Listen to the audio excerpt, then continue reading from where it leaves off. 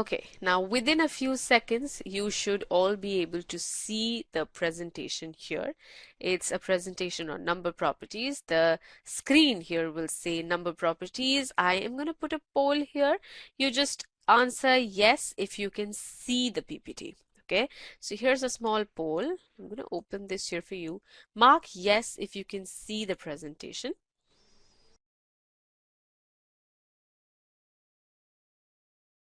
All right, great. So even if you cannot, it will come. It will come in a very short while, in a few seconds. All right, here now, number properties. Let us begin. This is our agenda for today. So we will solve every number properties question using a unified approach. I am not going to give you any shortcuts. In fact, the entire e-GMAT team does not believe in shortcuts at all. Why do we not believe in it? They don't work every time. They work sometimes, but there's always that conditions applied tag attached to it. Okay, this is a shortcut, but you can apply it here. This is another one, but you can apply it here. That's not something that's going to give you a 700 plus score, a 730, 40, whatever you aim to score. For that, you need strong concepts and you need proper approaches. You're going to see that the presenters today, we're two of us. I am Shweta Kushija. You might have attended other sessions by me already.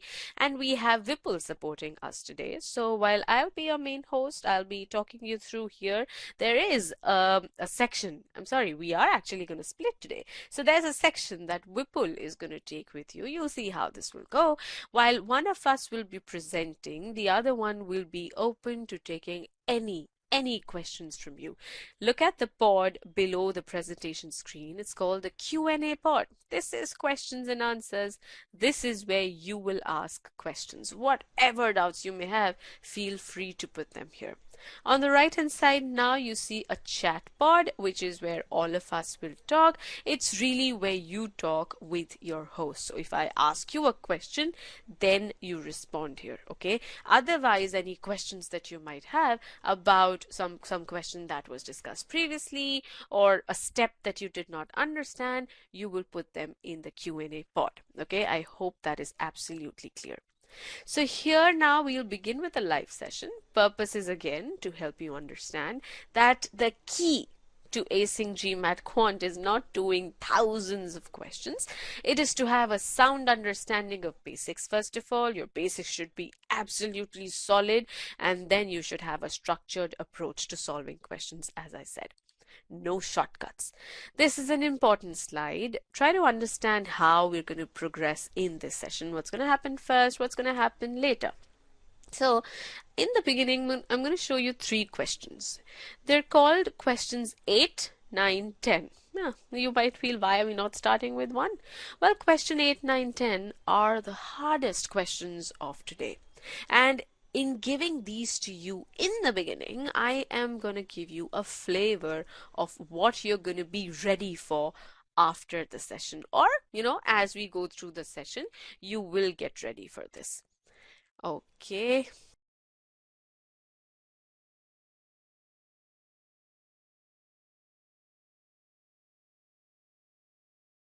I hope my voice is better now. It should be better now. Let me know, Kirtija, Ananya. Is it better now? In case you still face it, I would suggest try rejoining. Okay.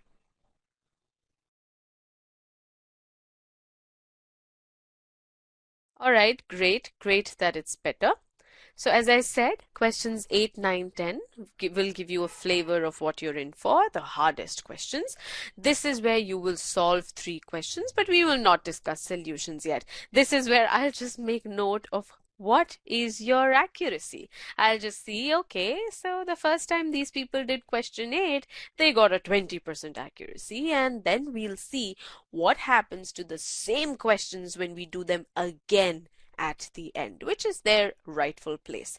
So after giving you this little flavor, we'll go into the warm-up section. Here we'll warm ourselves up, easy questions. And then my network now shows excellent Saurabh. So maybe try rejoining again, and it's better if you join from the app instead of joining from the browser. All right.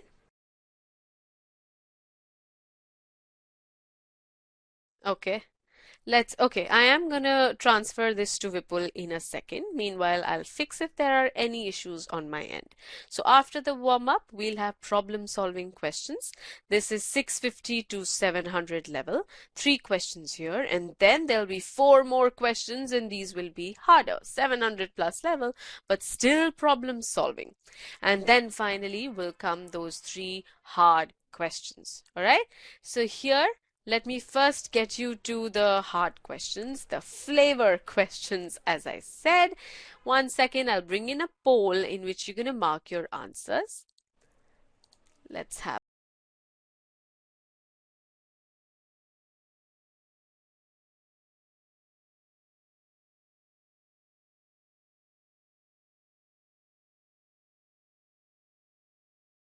all of you, please mark still solving to show me that you're ready for the next question. Only the people who say they're ready will be active participants for me today.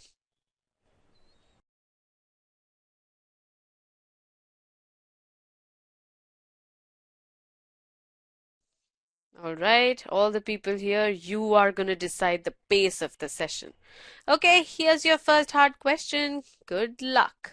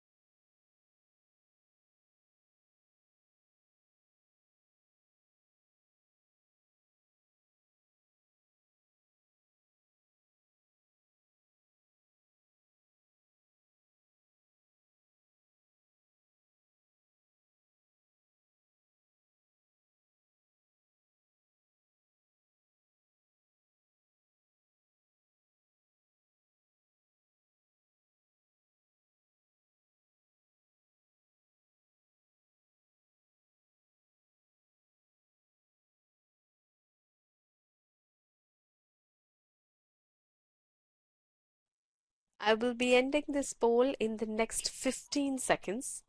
Please mark your answer in that time. Get into the habit of actually being on the GMAT, where you're more heavily penalized if you miss marking an answer than if you get it wrong. So it's better you get it wrong.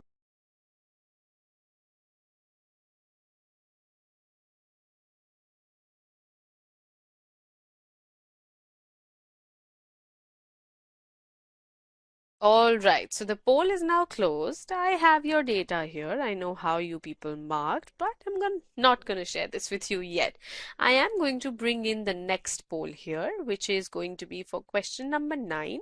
Just mark still solving, and let's clear all of this. Mark still solving to tell me you're ready, and I'm going to show you that.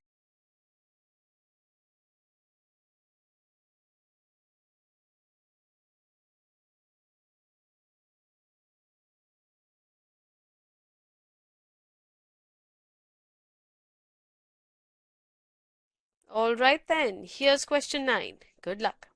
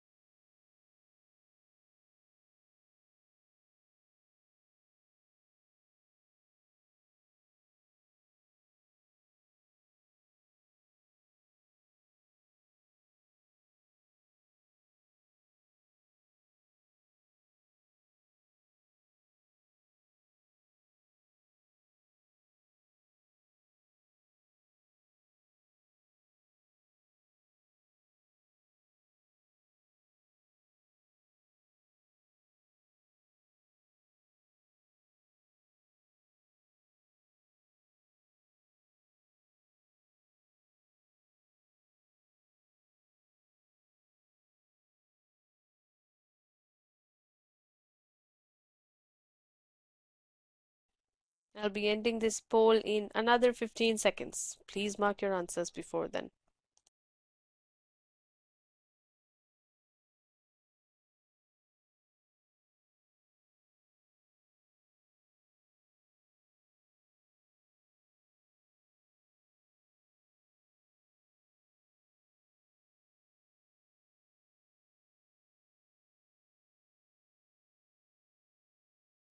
All right, the poll is now closed. Although we're not going to discuss the solutions, it's interesting that you see how you people voted on this one. Just look at this. It's such a confused vote. A, B, C, D, E, all of the five choices have gotten some votes here. That means the entire group here is very, very confused right now. So I hope for better results. I hope we will all see, very less distribution first of all, so that it doesn't reflect so much confusion, and even if people do go wrong, it's not between so many choices. Well, all right, with this now it's time for the last hard question that you're going to see. Question number 10. Let's get that in here. You know the drill. Please mark still solving first.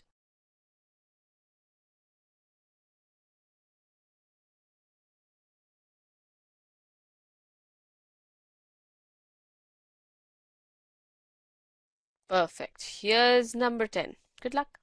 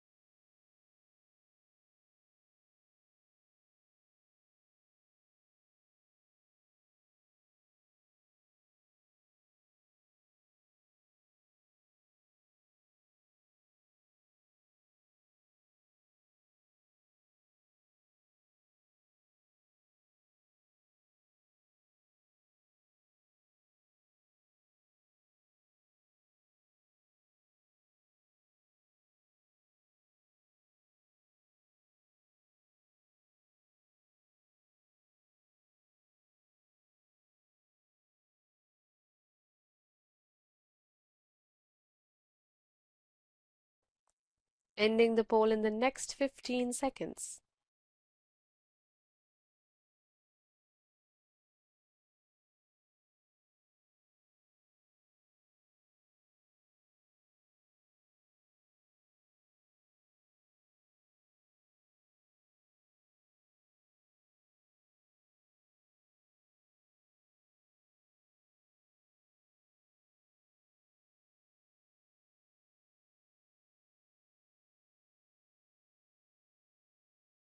All right, then the poll is now closed. I will show you how you people responded. Again, you would not know what's correct, what's not, but here, this time also, we have votes for all 5 choices, but the numbers are not equal. A and D really got the maximum number of votes, and B, C, and E almost got the same number of votes. Okay, now that you've seen these 3 hard questions, just come into the chat box. Tell me, what do you feel about this?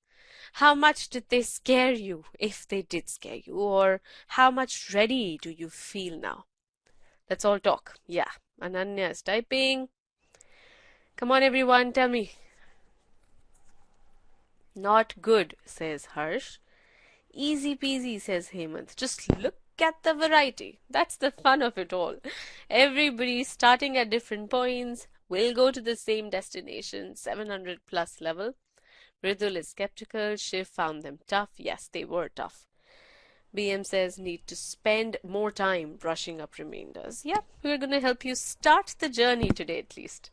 Priya needs to find a quick and definite solution to such questions. So Priya, it's all about, first of all, being very, very strong conceptually and then learning the right approaches, which we are going to teach you today. Okay, this is good. So some people found it okay, some people found it hard, some people found it easy. So that's how varied this is. Good. Requires a lot of thinking about possibilities. Bouncer to me, says Karthik. Okay, so I'm good that you people are very interactive. You will see how this is going to be very helpful to you as you go through the session. Every single time you get stuck anywhere, this is where you come and talk. When we're talking, if you have questions, again, reminding you, go into the Q&A pod. Okay, so with this, guys, I'm going to promise that towards the end of the session, when we will come back to these 3 questions, you will feel much better. So everybody who feels that these were very difficult will be happy towards the end, and that's when we will call this a success. Okay, so we're going to start here. We're going to warm ourselves up, and this is where I'm going to hand you all to Vipul. So Vipul is going to take you through the warm-up section and some questions later on. So over to you, Vipul. You guys will come back to me after that.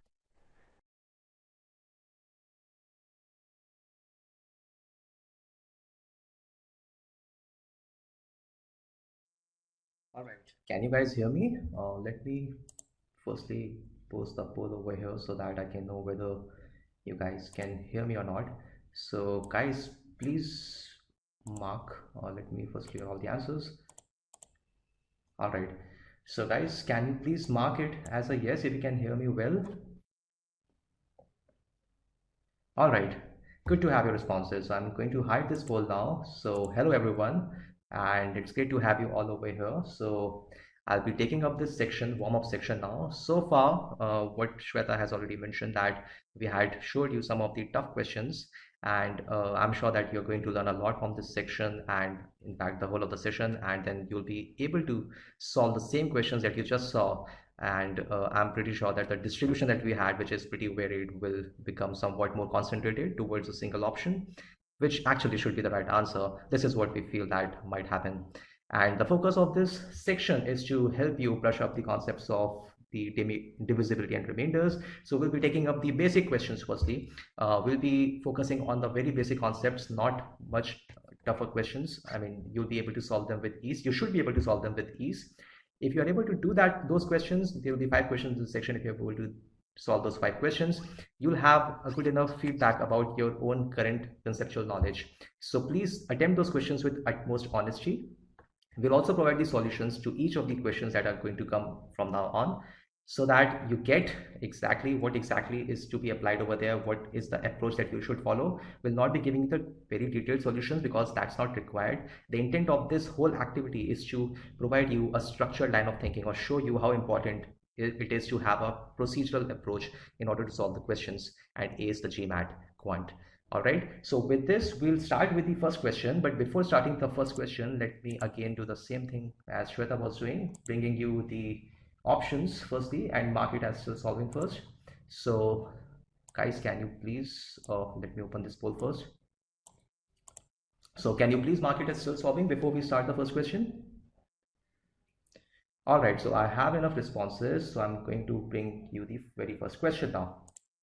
All right.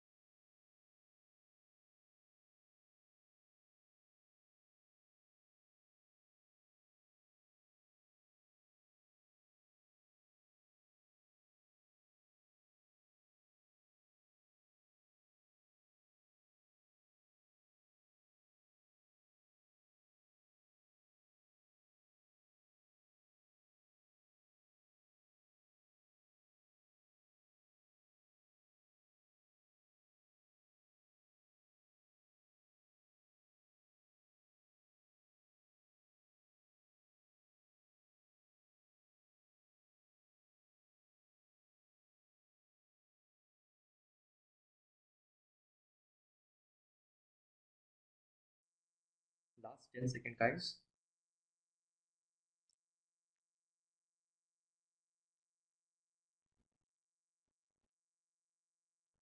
5, 4, 3, 2, 1.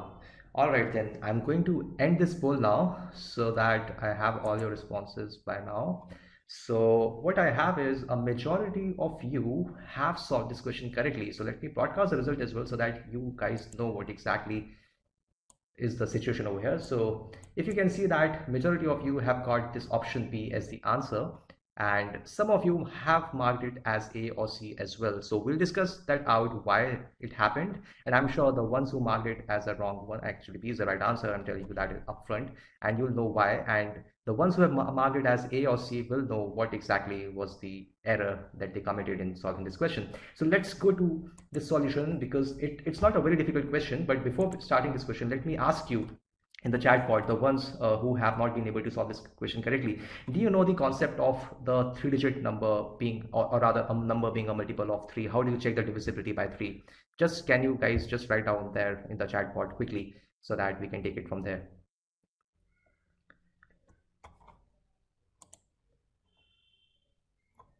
Sum of the digit, yes, sort of, but what exactly, what sum of the I want you to, okay, great. Pritham has mentioned that sum of the digits should be a multiple of 3. This is exactly the same, the concept that I was looking for, which is going to be applicable in solving this question. So if you have a 3-digit number, you have the digits in the consecutive order. That means if one of the digits is x over here, then the other one would be x plus 1, and the second one would be, the third one would be the x plus 2. And if you add these three, you'll have it as a multiple of 3. You can write it as 3 times x plus 1. So irrespective of what the value of x is, you'll always have the sum being a multiple of 3. So C will always be divisible by 3. So it was a very straightforward question just to test the concept that whether you knew the divisibility concept or not. And as seen, there's nothing, no application of this concept. It's just the, I mean, it's just a very basic concept that is being applied over here, not a very tricky question. So majority of you actually got this right, and which is actually good. So Saurabh asks, will it apply for 9? Saurabh, I think Shweta can take that question and she'll be responding to you. But a good question, Saurabh. This is what I mean. Saurabh, also one more thing. Could you please type that question, the same question, in the Q&A pod? Because as Shweta mentioned earlier, we'll be taking the questions in the Q&A pod. Chat pod is only for the interaction, whether I'll be asking you questions and you'll be answering them, or if you want to have your opinion mentioned, or if you want to mention something, you can do that in the chat pod. But please post your questions in the Q&A pod alone. All right. So with this, we'll move to the next question now. I'll bring in the next poll. Uh, we are just doing this activity to warm you up, guys. To let you know that to test you, rather, to uh, make you get acquainted with the concepts that are going to be used in the rest of this session, and also to let you know how important the process or the structured approach is going to be used, and it's the importance of these process skills and the application part of these concepts is what is going to be utilized in solving the tough questions later on. So with this, we'll start with the next question now. But before starting the next question, I want you to mark it as still solving for the next question that is going to come. So let me rather close this poll and bring another poll, because the other question doesn't have 4 options, it only has 3 options. So let me change the poll and bring the next one. So just hold on, guys. Yeah, can you mark still solving over here in this poll, please?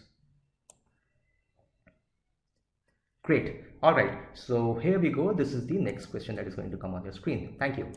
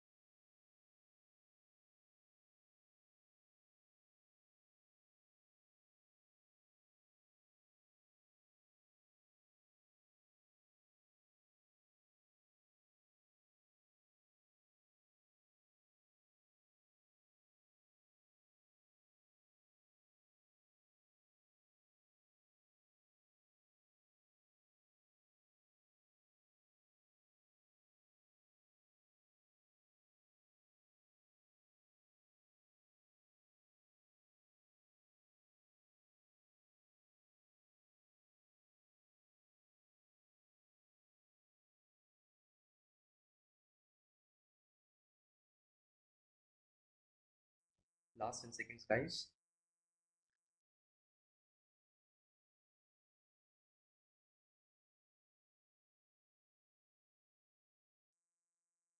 5, 4, 3, 2, and 1. All right, so I'm going to end the poll now, and I have got a pretty distributed response over here, unlike the last one. In the last question, what I had was most of you marking the right answer.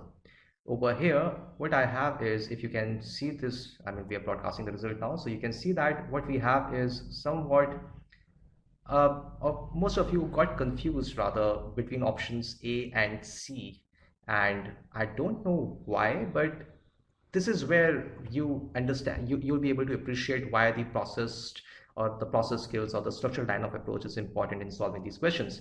As you see, we have a somewhat similar question. What we had in the previous question was testing the divisibility by 3. Over here we are testing the divisibility by 4.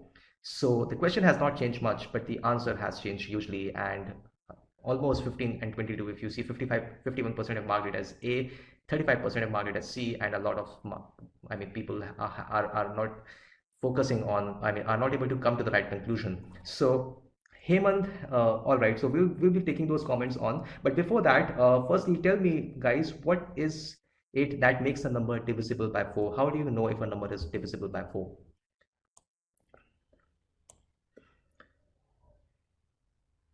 So that is the concept being tested over here. So before applying that concept, we should know what that concept is. So the last two digits should be divisible by 4. Absolutely. So a lot of you have written the last two digits should be divisible by 4, and that is what the concept being used over here. Exactly. So why do we have the disparity in responses? Let's try and find that out. So in this question, what we had to check whether the last two digits are divisible by 4, because that will make the number being divisible by 4. All right, so Z is a 4-digit number, and again the digits are consecutive. So if the digits are consecutive, what you can say is that the Z can either be even or odd, right? Because the four digits can be such that you have 2, 3, 4, 5. All right, it's not necessary that the Z that Z must always be even, or Z must always be a multiple of 4, because Z could be odd, and if Z is odd, we all know that it cannot be a multiple of 4. Why? Because if a number is odd, it cannot even be a multiple of 2, so it cannot be a multiple of 4 for sure. So you can straight away say that Z could, if Z is odd, like for example 1, 2, 3, 4, or sorry, 2, 3, 4, 5, it could not be, or rather 3, 4, or 4, 5, 6, 7, it could not be a multiple of 4 for sure. So you know that Z is not always divisible by 4, so option B is totally eliminated from here. But we can have different cases now. For example, if Z is even then we cannot say with certainty that Z would always be divisible by 4. Why? Because if you have the example, let's say 3, 4, 5, 6, the last two digits, in this case 56, that is divisible by 4, right? But if you have the number of the form 1, 2, 3, 4, here 3, 4 is not divisible by 4. So even when Z is even, you cannot say that Z will be divisible by 4. So you can see that Z could or could not be divisible by 4. So the right answer is option A. A lot of you have marked Z is not divisible by 4 because you might have come to this conclusion that Z could be odd, so it's not necessary that it would be divisible by 4, but that is not the right answer, because you are, by this option Z is not divisible by 4, what you're saying is that Z is necessarily not divisible by 4, but which is not what is covered here, because Z can be divisible by 4 as seen from these other examples, right? So Z may be divisible by 4 is the right answer. So what did we do in this question? What we knew, the concept was this 4-digit number and the divisibility by 4. To check that divisibility, we have to check only the last two digits. But the thing that you guys missed, who all marked C as the answer, was not considering all the cases, or rather not evaluating all the cases over here. So if you could not consider all these cases, you would not be able to arrive at this answer. So the concept remains the same. It's the approach that is needed to be taken into account in order to arrive at the right answer. So I have got a few questions over here. Let me try and see if I could take them up. 3124 could also be a number whose digits are consecutive numbers, or do we assume the question? Good question, Priyanka. The digits are consecutive numbers, so there is this possibility of having the numbers either in increasing or decreasing order. So like 2345 is one such number. You could also have 5432 as well as a number over here. So these are different possibilities that are there, that may be possible, true. And so you have to consider all those cases. We have not considered all these cases. We have just shown that even while considering these cases, you should be able to arrive at the answer A. But good point, Priyanka, that yeah, there are those possibilities possible. If nothing is explicitly mentioned about certain conditions of this question, then you have to consider all those possibilities as well. Saurabh says, Vipul, best strategy for these kind of examples is to examples and divide it. Saurabh, this is what exactly we mean when we talk about the considering all the cases. You're considering one case when Z could be odd, then you're considering other case when Z could be even within Z could be even, you're considering two cases when the last two digits are multiple of 4 or not. So it is like we are exploring all the different possibilities. We are not using examples, specific examples, but we are exploring the possibilities, and within those possibilities we're exploring these examples. So we at e-GMAT don't recommend numerical substitution and trying and testing each and every number and then coming up with conclusion. Rather, we have this process of, breaking up this whole problem into multiple sub problems. One, the problem being finding out whether Z is is a multiple of 4 or not, or divisible by 4 or not. For that, we divided this problem into a sub-problem where we divided z, whether it could be odd or it could be even. And if it is odd, then we explored one of the possibilities using one of the numbers, let's say 2, 3, 4, 5, and came out with the conclusion that no, it is not divisible by 4. Same was the case with z could be even. We explored two possibilities, again used two examples. It's not that we are going for numerical substitution as such, we are just exploring the possibilities within within different cases. That's all we did. And this is one of the process skills that we'll be using throughout it, not just in quant but also in elsewhere as well. So this is a learning from this question. So this was just to test your understanding with respect to this divisibility by 4. So with this, we'll end this question. We'll come to the next question now. And if you have any other question, please post that in the Q&A pod so that Shweta can take that up. So I'll be bringing up the next poll for the next question now. So it will have 4 options now. So guys, when you get this poll, when you can see this poll, please mark it as still solving. Great.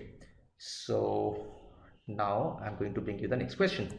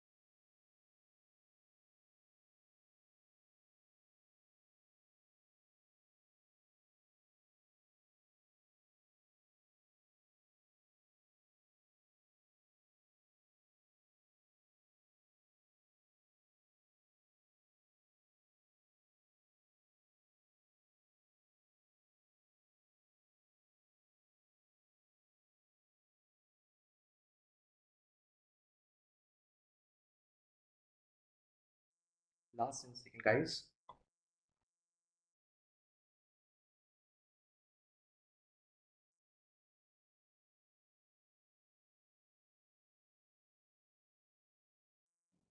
5, 4, 3, 2, 1. So I'm ending this poll now, and I can see a majority of you have got this correct, and which is pretty good to see.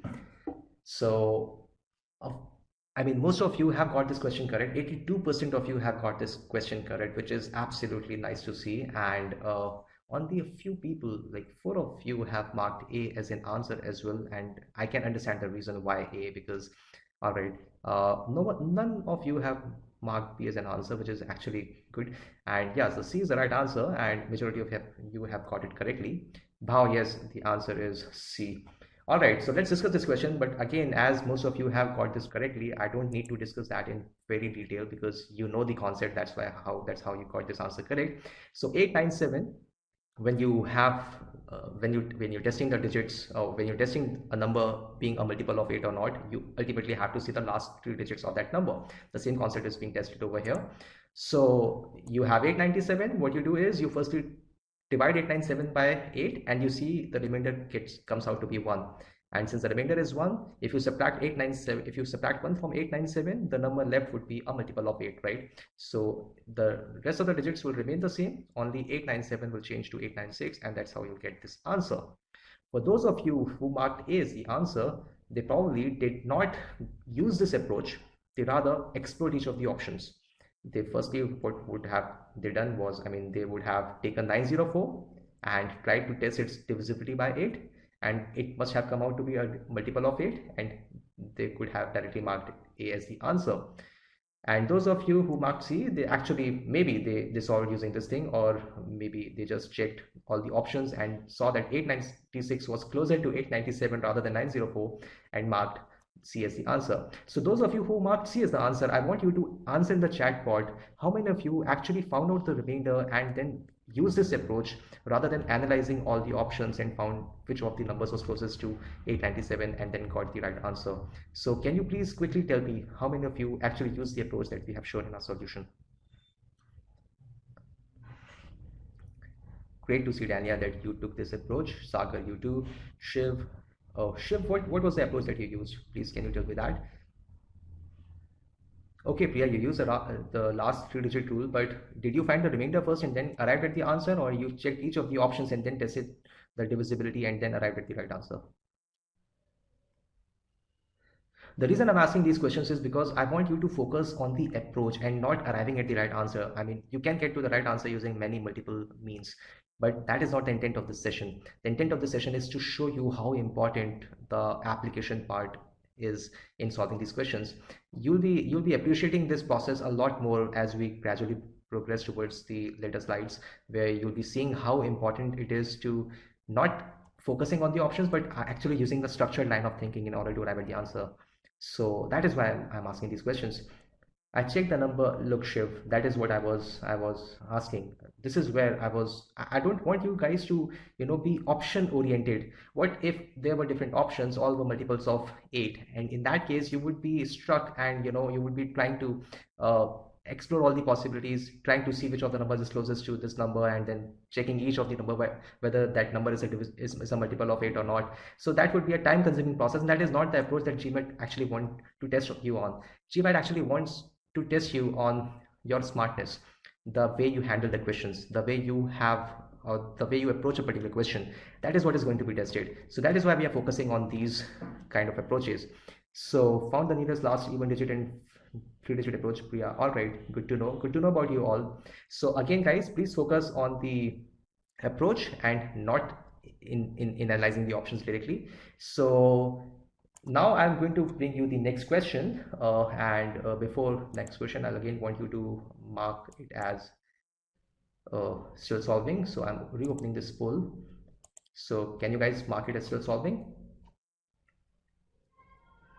All right, so with this, I'll bring on the next question now. So try and attempt this one now. And again, as I told, please focus on the approach and not arriving at the right answer using the options directly. Focus on the approach. That is what the learning is going to be from the session. All right. So here we go.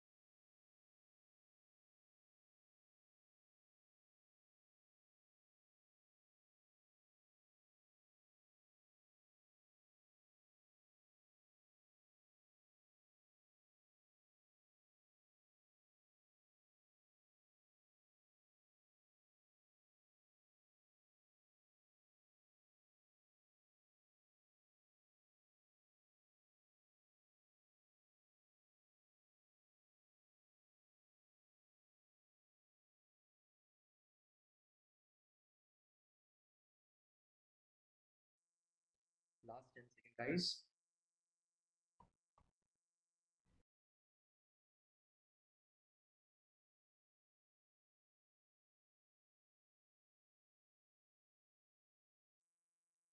5, 4, 3, 2, 1. All right, now I'm going to end the poll. I've got enough responses. All right. So I see a majority of you have got this question correct, which is again a good sign. So it shows that you guys are in the know of the concept part with respect to divisibility and remainders. So if you see 82% of you, 32 of you have got this question correct, which is pretty nice to see. So before approaching this question, I would want you to tell me in the chat pod, what is the concept, the basic concept that is being used in solving this question? If you can tell me that relation, that formula, that concept that you feel should be applicable over here. So I'll be waiting for your responses. Ravin says 204 is divisible by 4. I don't quite get that. I want you to tell me the relation that connects the dividend, the remainder, or the quotient. Adarsh says n equal to 204q plus 3. Priya says 204q plus 3 equal to n. Again, what is that relation called? What is exactly the relation? If you can give me a generalized. Okay, Hriday comes up with the right answer. And this is what I was looking for. So you guys are also correct, Priya, Adarsh, and everyone else who have marked this or who have used this relation. The relation is dividend equal to divisor into quotient plus remainder. So this is the relation. All right. So what is the dividend? The number that is getting divided. All right. Here n is a dividend. Divisor is a number that divides this dividend. Here we have 204. And quotient is again, all that. And remainder is the part that is not divisible by the divisor. So when you have a number n leaving a remainder 3 when divided by 204, you can visualize this whole sentence in terms of a relation of n equal to 204q plus 3. So the first part is the part that is divisible by the divisor, which is 204. And the latter part, which is 3, is the part that is not divisible by 204. And this itself is the remainder. With this also, you should realize that there is also a constraint with the remainder, that the remainder should always be less than the divisor. All right. Now what you're asked is, what is the remainder when n is divided by 4? So you have to express n as 4p plus r, where p is the quotient, 4 is the divisor, and r is the remainder, such that r should be less than 4. All right. So this is what you need to do. You are given n equal to 204q plus 3. You need to express this whole relation in terms of 4p plus r and find out the value of r. That's how simple it is. And that is why most of you got this correct. So what we'll do, we'll try and express 204q in terms of 4p. And you can see that 204q can be written as 4 times 51q. So ultimately n comes out to be 4 times 51q plus 3. And since 3 is less than 4, 3 fulfills this condition of remainder. So you can straight away say that 3 is a remainder. All right. So most of you have got this question correct, which is actually good to see. So now we'll go to the next part, next question rather. And before that, I'll want you to again mark it as still solving. Let me reopen the poll and first clear all the answers. All right, so can you guys mark it as still solving? All right, so with this, we'll go to the last question of this warm-up activity. Here we go.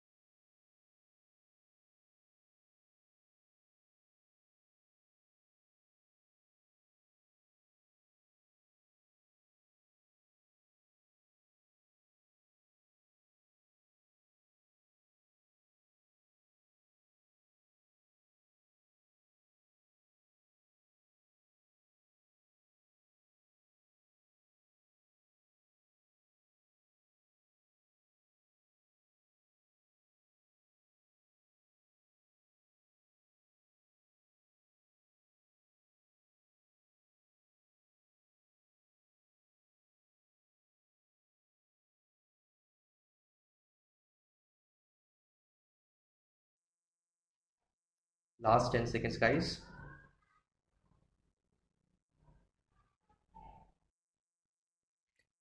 5, 4, 3, 2, 1. And I'm going to end the poll now. I have got enough responses, and let's see how many of you have got this correct. So I can still see that 81 or 82% of you have got this question correctly, which is pretty amazing to see. I must say that you guys have a good enough understanding of this concept of divisibility and remainders, and that is why the accuracy level has been pretty high. More than 80% of you are getting the questions correct at this stage. It's pretty good to see, and that is why I feel that moving ahead faster, I mean, not spending a lot of time on the solutions is good to go, because most of you already know what exactly the concepts are being used over here. Saurav asks, can you tell us the average time to solve each question? I mean, how much? I think Shweta can take that, Saurav, and so you'll be having that answer soon. So in this question, what we have is, if a number n leaves a remainder 6 when divided by 205, what is the remainder when n is divided by 5? Again, we will use the same question. So this is the question.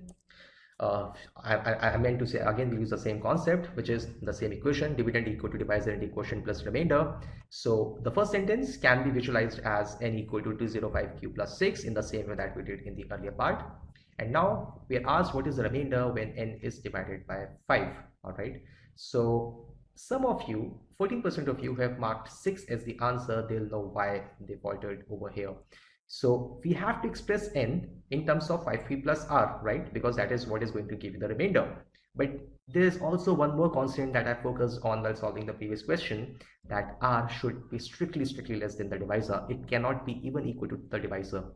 All right. So r should be less than 5 is one of the constraints that you should always remember while solving this question. So you have 205q plus 6. It has to be expressed as 5p plus r. What do? You write 205q as 5 times some number, some integer, 5 times 41q over here. And then what you are left with is r equal to 6. But again, if you have stopped at this stage and marked D as the answer, those of you who have marked D as the answer, you committed this error of not applying this process skill of apply constraints.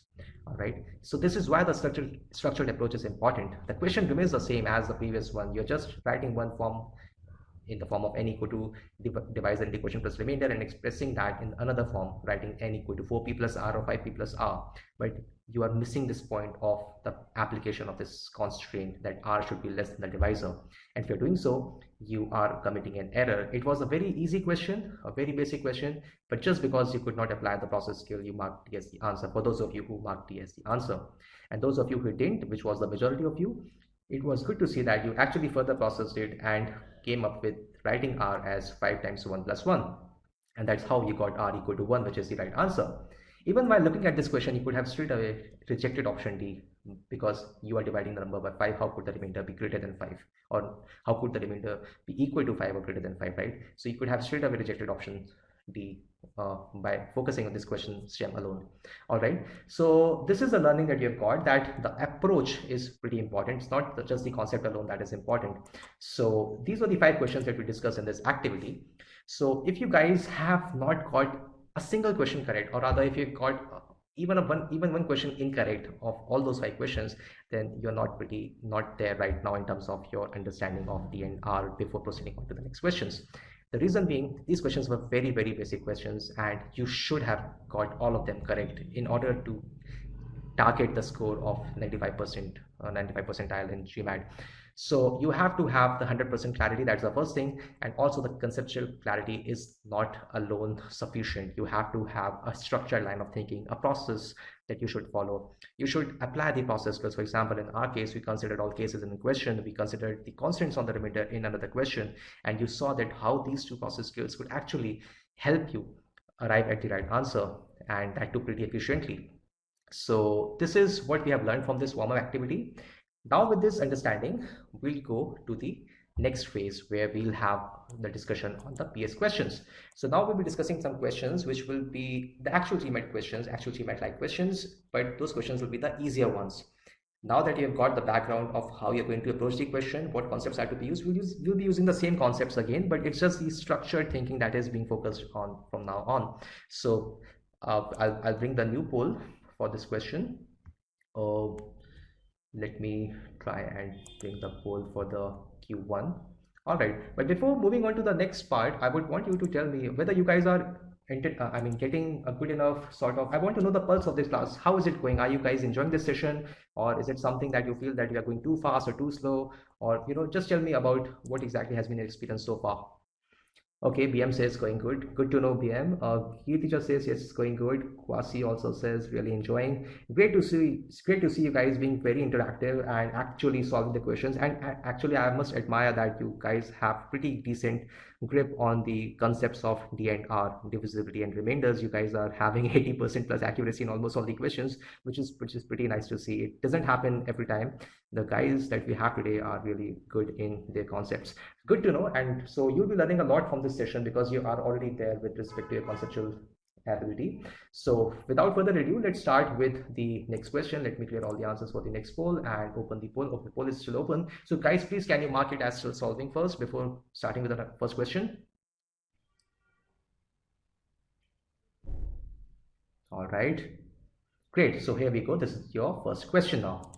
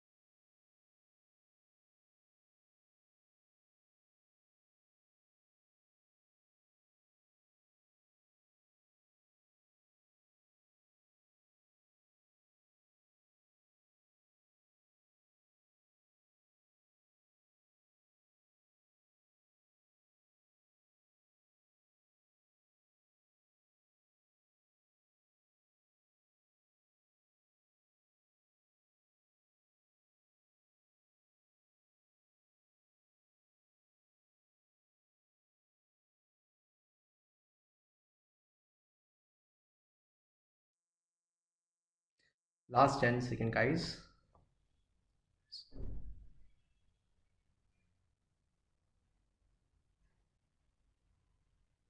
5, 4, 3, 2, 1. All right, so I'm going to end the poll now. So thank you for your responses. I see a lot of you, again, a majority of you have got this question, but there are certain mixed responses as well, and I'm not sure why. We'll find that out as we discuss this question. But but before that, I'll bring you one another poll for which I'll want your responses. It's a yes or no poll that I'm going to bring. I want you to tell me, if you guys can mark it as a yes, to tell me how many of you, let me reopen the poll. Okay, so how many of you actually solved this question by first finding out the value of m and then finding out the remainder? I just want to have that kind of information from you all. How many of you went for finding out the value of m first? All right. I want more of you to enter your responses. Only 16 responses so far. I want more of you to enter. It's a straightforward question. If you found the value of m first and then found out the remainder, please mark it as a yes, else mark no.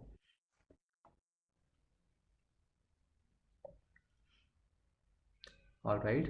So I'm going to end the poll now. I see that a majority of you have found out the value of m first and then got the right answer. And there are some of you who did not go using this path, uh, which is actually what my intent was to check. So as I have been focusing on this whole discussion that our approach should be important, we should focus on the structured line of thinking where you don't have to necessarily spend time on tedious processes, like validating each option, finding out the hardcore values of each of like say for example the value of m in this case. You could have avoided that route as well. So that is what we're going to discuss in this question, how the approach is going to play a huge role in solving this question. So let's discuss the solution for this question. We have the same equation, the same concept, dividend equal to divisor into quotient plus remainder, the same question. And again, we have this constraint of r less than 15. But before proceeding ahead, there are some of you who have marked D and E as well as B as the answer. All right, so I can understand why some of you have marked E. I want you all to tell me the constraint on R. What exactly is the constraint that can tell you that options B and D cannot be the answer straight away? I just want you to type in the chat box. If any one of you knows what is the constraint on R that can help you eliminate the options B and D directly, I would be glad to have your responses. Please tell me if any one of you know that constraint on R that can help you reject options B and D straight away. PPS is R greater than equal to 0. So that way only B would be eliminated, right? PPS, not the D. Remainders are not decimals. That is the exact approach or is the exact constant that I was looking for, that these remainders can never be non-integers. You have to have integers. So you can always reject options B and D straight away. You cannot have a decimal there. Very good point, Daniela. Others also, you too. Shiv, Sagar, Ravin, you all guys were correct. Yes, so B and D could be straight away rejected that way. All right, proceeding further for the solution, you have m equal to 30 times 8.2. All right, so what you can do now, you can write 8.2 as 8 plus 0.2. All right, when you do that, you'll have m equal to 30 times 8 plus 30 times 0.2.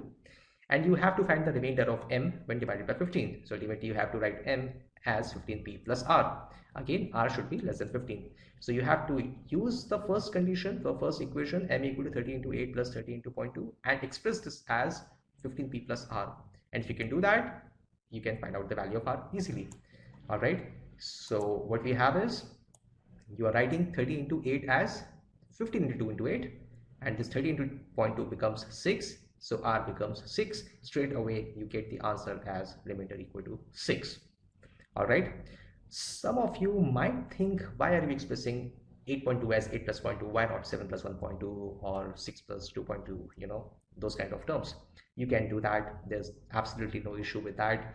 Ultimately, you have to express this whole equation in terms of 15p plus r. So if you use it as 30 times 7 plus 30 times 1.2, you'll have 30 times 1.2 coming out to be 36 instead of 6 over here. You'll have 36, and 36 can be further processed as 30 plus 6, which would be 50 times 2 plus 6, and again 6 will be the remainder. So either way you use, Vinita says can't be calculated 13 to 8.2. You can, but why to do that? I mean, why to have that kind of an approach? 30 times 8.2 would require you to multiply 8.2 by 3, right? Or 82 by 3. Why to have that approach when you can see, you can write 8.2 as 8 plus 0.2, and you know that 30 into 8 will take care of this 15p. You don't need to find out this value, 15 into 2 into 8. That's absolutely not needed.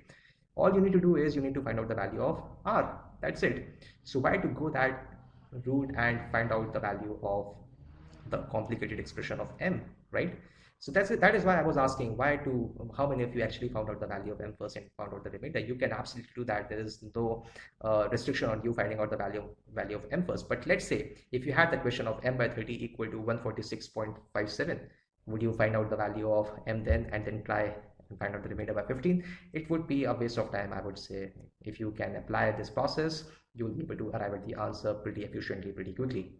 So this was the first question. I hope this question, I mean, most of you have got this question correct again. I hope you got the learnings from this question, that the approach is pretty important. So now I'll move on to the next question. Let me bring on the poll for the next one. So Here we go. Let me open the poll. All right, can you guys mark it as still solving? Great. So now I'll bring on the next question. Attempt this one. And before attempting this one, I want you to focus on not going for finding out the values of m. Like in this case, just try and use the approach that we are discussing and arrive at the answer. That will help you enhance your skills of this structured line of thinking. All right. All right. So attempt this question now.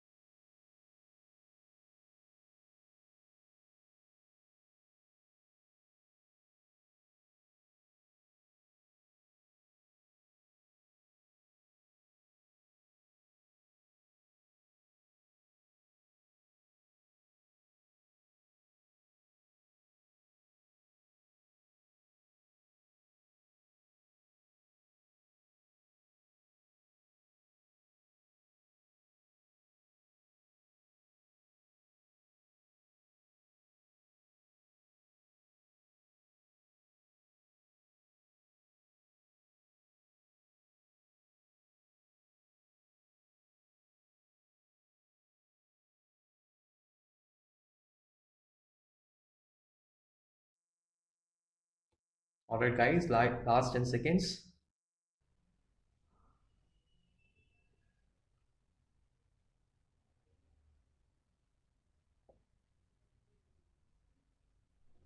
5, 4, 3, 2, 1. All right, so I'm going to end the poll now. I've got enough responses, and I'm absolutely delighted to say that 94% of you have got this question correct. It's amazing to see the kind of uh, accuracy that we are getting from this session. It's not a regular activity that we get these. I mean, it's not a regular thing that we get such high level of accuracy. I mean, this is very rare to see. It's good to see that 94% of you have got this question correct. So I'll not spend a lot of time on it, but yeah, let's briefly go through the solution. Again, you have the same concept. You have m by 15 equal to 8.2. What is the remainder when m is divided by 30? I hope you guys did not find out the value of m first in this case and actually went ahead with the kind of approach that we showed in the last question. So what we have is, we have the same equation, dividend equal to divisor into quotient plus remainder. You have m equal to 15 into 8.2. Again, you'll write 8.2 as 8 plus 0.2, and you have to express m in terms of 30p plus r, with r being less than 30. So if you have 15 into 8, you can write it as 30 into 4, right? Because 15 into 8 is nothing but 15 into 2 into 4. And that's how you get the term as a multiple of 30 and 3 is going to is the remainder. Some of you have marked A as the answer. I don't know why have you marked A as the answer. There might be a conceptual gap. Two of you who have marked A as the answer. Ravin asks, can I just divide 8.2 by 2? What would that do, Ravin? Why are you dividing 8.2 by 2? I see no reason. And there is no other option other than A and C marked by all of you. Majority of you have marked C as the answer, so that is why I mean it's good to see that you guys have good enough grip on this concept. So not spend a lot of time on this slide. If you have any questions, feel free to ask them in the Q&A pod. Shweta will be taking those up. So I'll move on to the next question now. And before that question, let me hide this poll and bring on the next poll. Even hide this poll. All right, so the next poll would be question 3. I want you guys to mark it as still solving again. So let me open the poll. Yes, so can you guys please mark it as still solving?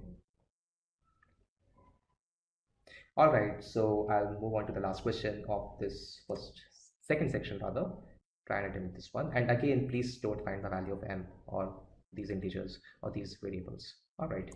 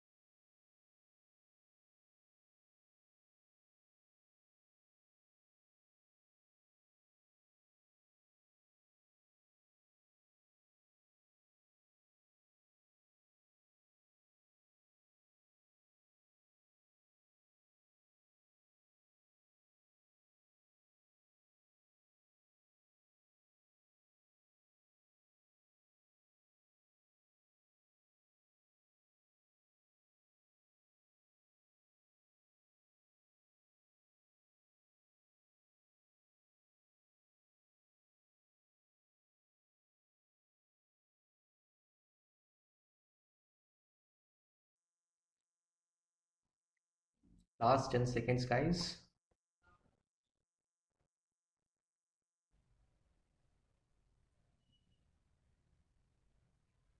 5, 4, 3, 2, 1. All right, I'm going to end this poll now. I have got your responses, and again, the majority of you have got this question correct, but there are some of you who have faltered somewhere and marked the correct answers. So this question was somewhat difficult than the previous two, and that is why perhaps the accuracy has decreased, but still it's greater than the 50%. I mean, it's good to see. Again, the concept used is the same one, but some of you have faltered at arriving at the right answer.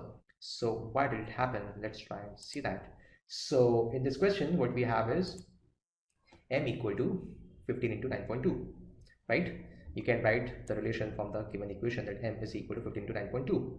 All right. So when you write 15 to 9.2, you can split 9.2 as 9 plus 0.2. But since you have to find out the value of the remainder when m is divided by 30, you have to express m as an even multiple of 15. All right. 15 into 9 will lead you to a remainder when you divide it by 30, but 15 into 8 will not leave you with the remainder. Why? Because 15 into 8 is completely divisible by 30. All right. So you'll have to express this 15 into 9, this portion, this term, as a multiple of 30. How can you do that? You can do that by splitting this 9 in terms of an even plus odd. So you can write 9 as 8 plus 1. When you do that, you'll have a term containing 15 into 8, which will take care of the multiplicity by or multiplication or a multiple of 30, right? So you'll have 15 into 8 perfectly divisible by 30. With the rest of the terms, 15 into 1 plus 3, that will together come out to be 18. It will not be a multiple of 3 or 30, right? And this also satisfies the constraint that r is less than 30. So there was this further processing required to express 15 into 9 as 15 into 8 plus 1. And that, why did we do this? Because we had to ensure that the term or m gets out in the form of 30p plus r. And in order to do that, we knew that not all multiples of 15 are multiples of 30, only the even multiples of 15 are multiples of 30, and which is why we had to divide 9 as 8 plus 1. Alright, we have to split 9 as 8 plus 1 so that we have an even term and an odd term. and an odd term will lead to you to 15, and so 15 plus 3 will be the remainder, and that's why you got 18 as the remainder. All right, so what did we see here? Again, we did not find out the value of m exactly. You could have found out the value of m, but it was not needed. All you needed to do was to express m in terms of this equation and arrive at only the value which was not a multiple of 30. That's it. And also satisfying this constraint of r less than 30. So again, we focus on the approach, and you can see how important the approach is in solving such questions. It is a time saver. It actually helps you to arrive at the answer correctly, efficiently, and also helps you build on these skills. And these skills can be further applied when you have very tough questions. These were the basic questions. These were not very tough questions, but still you could arrive at the answer. Let's say if you were not applying these principles, not applying these skills over here, and you were actually finding out the values of m, even these basic questions would appear to be time consuming ones to you. But with this approach, with the structured thinking approach, with the application of process skills of visualization, constraints, and consider all cases and all of these process skills, you should be able to solve these questions pretty efficiently. All right. So, am I not audible to you? I hope am I audible to everyone else?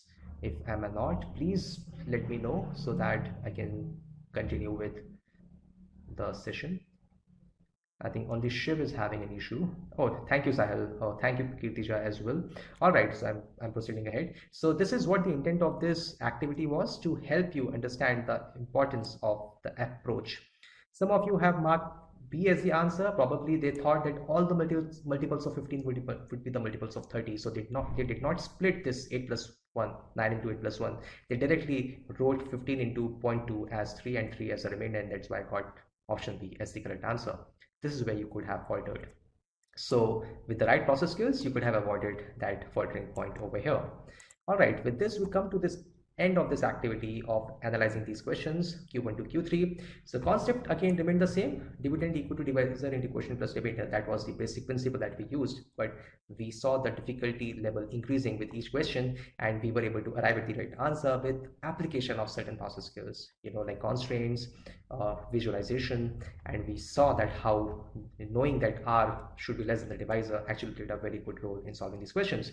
So again, the learning is you should have 100% clarity, 200% clarity. Just to focus on the concept part, we are writing it as 200% clarity. You should have those concepts at your fingertips, and structured application process is very, very important. All right, now we'll proceed ahead to the next section, and I'll hand it over to Shweta now, and the next session is going, the next few slides, or rather till the end of the session, will be taken up by Shweta. Thank you guys. If you have any questions, feel free to ask them in the Q&A board. Thank you. Thank you, Vipul. Everybody tell me, how do you feel now that you've come till here? You've learned a new concept, or at least refreshed it. Divisibility and remainder equation. Dividend is equal to divisor times quotient plus remainder. That's a super powerful equation. I'm going to use that a lot in the rest of the session. So tell me that you've understood that completely and you're in for more. While you type here, tell me what all you've learned. Let me tell you, what does it take to score a Q50? Q50 is what? The highest score in quant. What does it take? I'm pretty sure all of you want to get till there. Well, it takes three things. You have to have perfectly clear concepts, which is what we tried to give you through this warm-up section.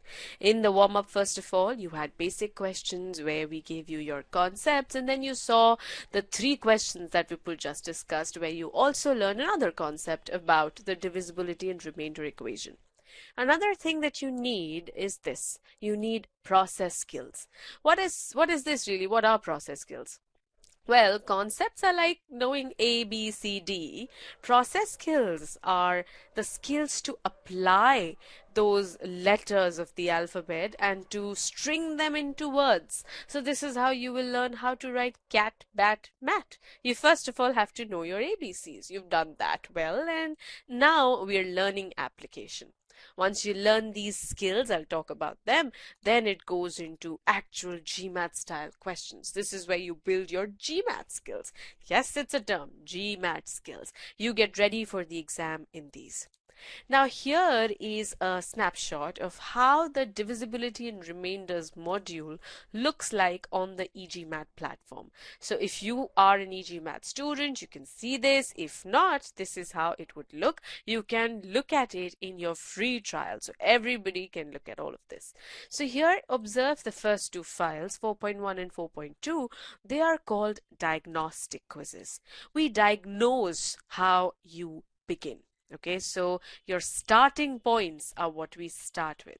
Everybody does not start at the same point. A diagnostic quiz is the one that tells us where you're starting. Is everybody facing issues with the audio?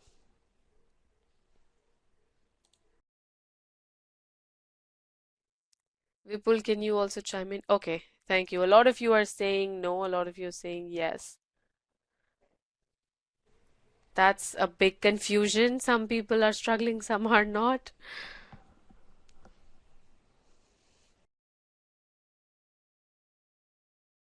Clear audio, says Anirban. PPS, maybe it got better now. All right, let me continue, guys.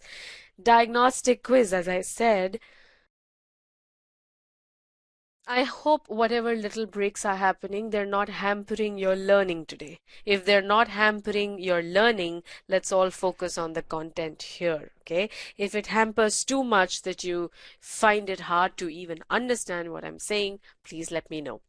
All right, so diagnostic quiz is where we diagnose where you're starting. It depends on where you start. That is what will decide how you will reach your target. So after a diagnostic, the course will tell you, it'll give you great feedback. It'll tell you, okay, you're so good with this that you are eligible to skip so and so file.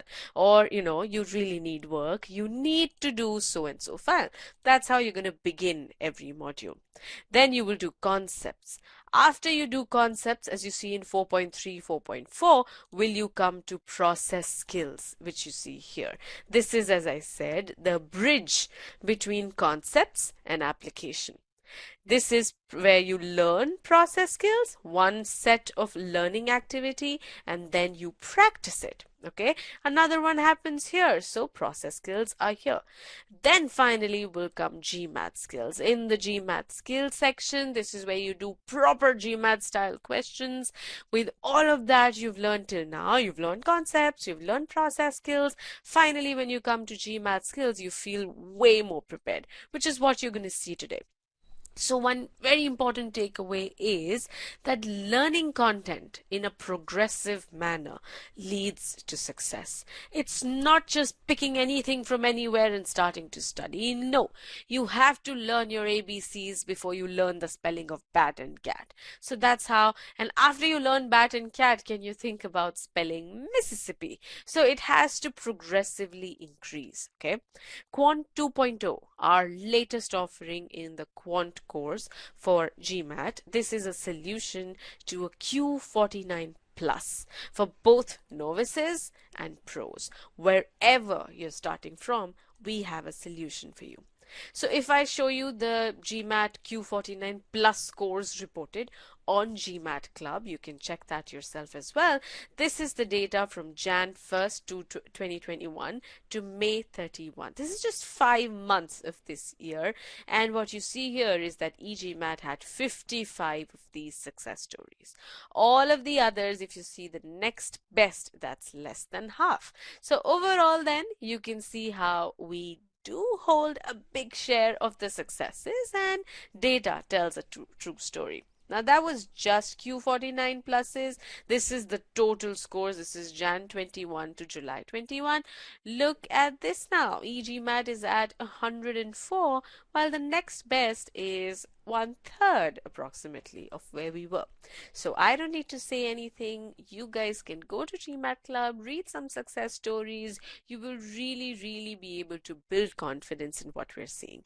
We have seen thousands of students to success, and now we dream of that success for you as well. So tell me this, everybody in the chat pod, what is your current quant score?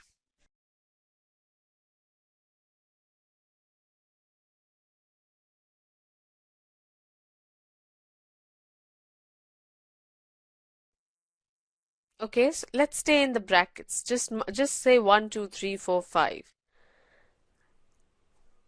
Shiv Kumar says, did not check. No, Shiv, you have to know where you're starting. It'll be hard for you to decide otherwise. So we have 3, 4, 3, 4, 2, 3, 2. Okay. So most of the people really are in 2, 3, 4. So from here to here, very few people below Q35. Well, that's what I suspected by the wonderful accuracies that you guys had. And well, I have seen nobody till now in the fifth one, Q50 to 51. Okay. So well, whether you're here in 2 or 3 or 4, believe me, all of you still need the same progressive way of learning. But of course, you need a different route to success. Each of you needs a unique solution.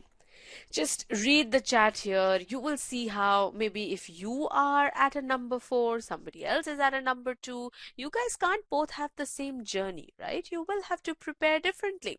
So each of you will need a unique solution. And how are we going to give it to you? Look at this. The number properties course has 106 learning activities. That's about 50 hours of content if you sit to do it. When you're a Q30 student, you need all 106 activities. Well, because you're starting at a low score, there's a lot that you need to do and build. If you are already a Q45 student, you need just 40 activities. 106 toned down to 40. That's 40% of the work. Just see how less that is. And for a Q49 student, you need just 16 activities. So it's the same course. We have all of these 106 activities, but you need to do only the ones that you need to do. So different needs, different activities. Actually, that means having different courses. So takeaway 2 is that depending on your ability, you need different courses. You will not all have the same course. So we have a personalized course for each of you. Just go and experience this for yourself. Our courses are based on the expert architecture. You get feedback, and that feedback tells you how you are going to modify the course and do it according to your needs. So the diagnostic quiz, as I said, it's a double-layered diagnostic. One is the GMAT skill diagnostic, which is going to be actual GMAT style questions, and one is going to be the concept diagnostic. This is just going to test whether you know your concepts or not. So think about it. Somebody does very badly on GMAT skills diagnostic, but does very well on concepts diagnostic. What does that mean? Well, I'm very good with concepts. I'm not good with GMAT skills. That means I don't know how to apply them. So for that person, the amount of work, the kind of work will be different. While say somebody starts poorly on both. Concept quiz is also very, very low. Then you have to start right from the concept. So that's where it begins. So 80 plus learning activities, as I said, 106 to be precise, in 6 total modules that we have. Every single module, if you think about it, can be done in 5 different ways based on what your needs are. So if you do that for 6 modules, use a little bit of permutation combination, that's 5 raised to the power 6, 15,625 courses. That's how many possible courses we have. Okay, so this is how it can absolutely be personalized for you. Now, how would you know whenever you've done something, whether you've excelled it? How would you know it? As I said, you get constant feedback at each of these stages. So look at something like this. Every learning activity will give you feedback. Let me show you how. Look at this activity, it says 100% and it shows the time you took to do it.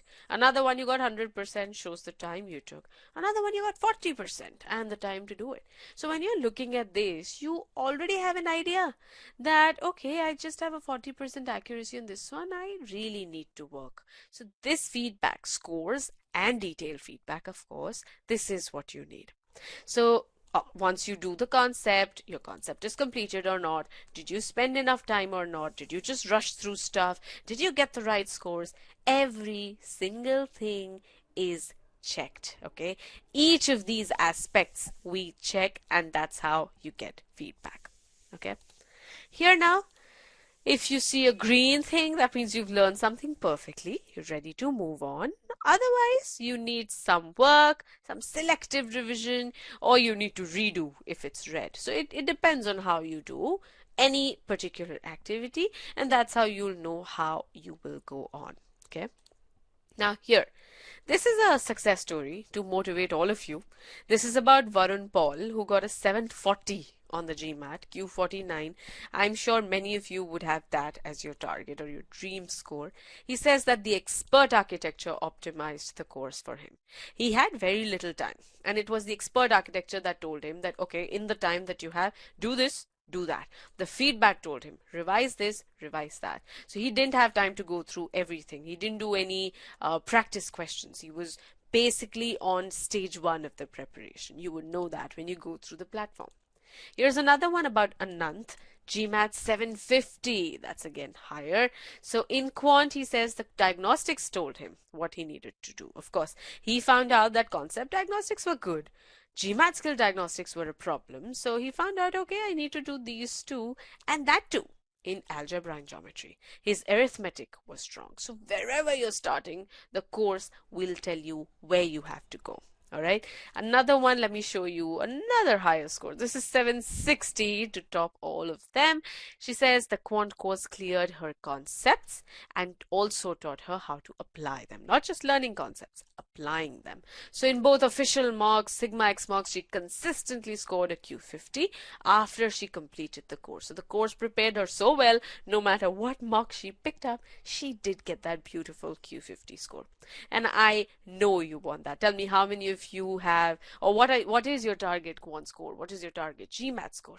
And how much does all of this inspire you?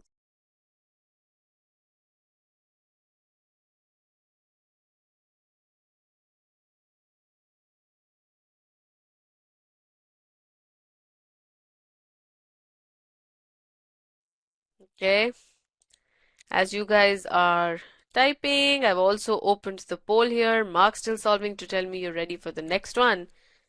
Waiting for your comments about what do you feel reading about those success stories. Does it really pump you? I used to be super motivated when I first read that. Okay, the same course has done wonders to somebody else's preparation. It's going to do that for me as well. That has to be the confidence you have. Do we need to score greater than 80% in every subsection to score well on quant? So in arithmetic and there's algebra, geometry, you need to score well on both of them. Yes, if you score poorly on any one of them, it's not going to happen. But score more than 80% is not how I would say this. It's in fact, we don't have a sure number for anything such as this. It really depends on the kind of questions that you get right or wrong as well. If you do easy questions incorrectly, you're going to lose more. If you do difficult questions correctly, you're going to gain more. Let's have more votes in the still solving, please. I just have 11 people saying they're ready. Come on.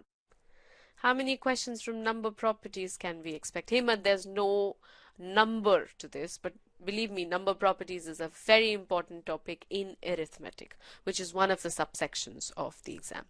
We can't have clear numbers, but number properties, algebra, these are all important ones. You see fewer questions from advanced topics though. Your probability, permutation, combination, that's fewer in number. Okay, with those still solving votes, I'm going to take you to the fourth question in the series that Vipul started. But before that, tell me you're 200% confident about this. And I am also going to keep discussing a little bit more on this. I am going to build up slightly more of this. And I hope with that, more and more people will get ready for the fourth question. So let's see how we can build this up.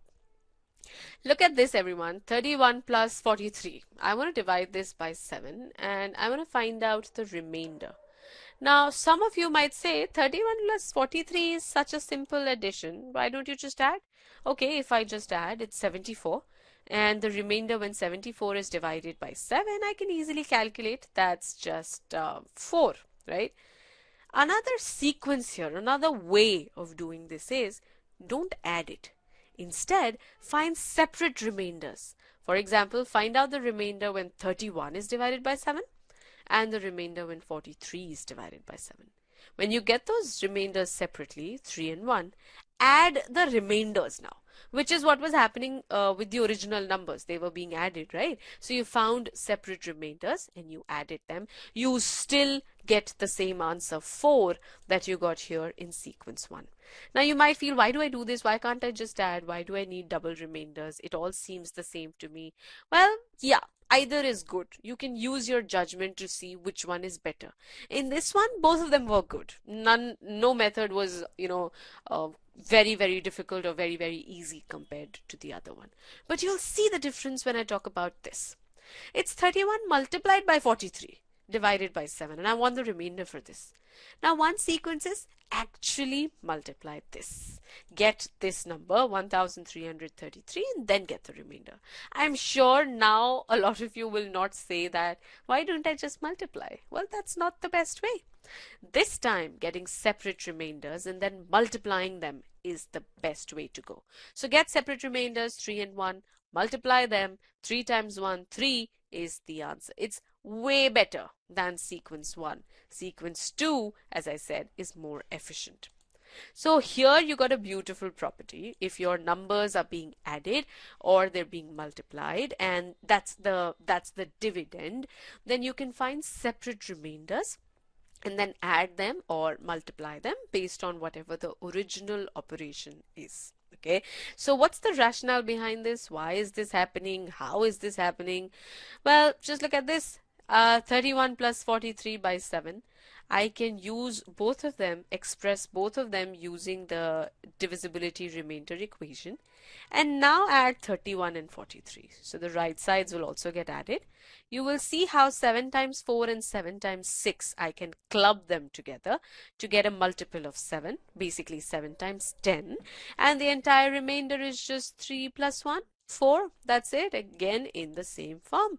The same way you can see the rationale for the multiplication case as well. So when you get a PDF of the session and the recording, feel free to watch it at your own pace and read all of this out.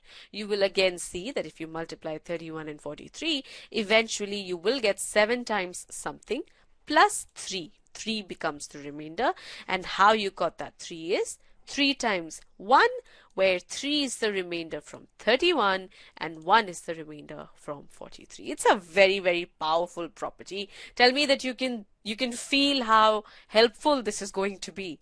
This is going to help you simplify your dividends a whole lot. You will not have to do complicated calculations on the dividends. So here's now question 4 that you were ready for. Apply what I just taught you, or if you know something else already. Good luck.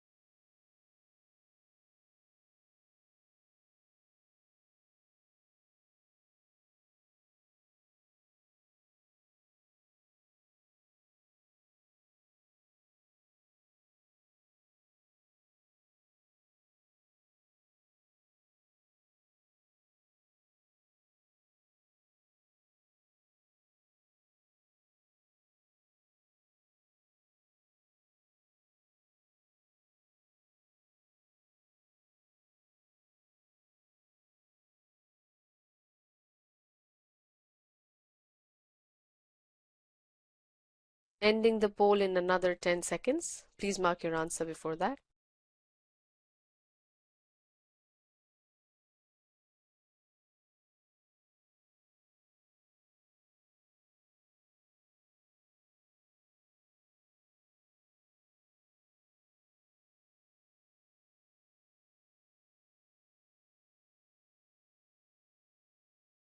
All right, check out how you people voted.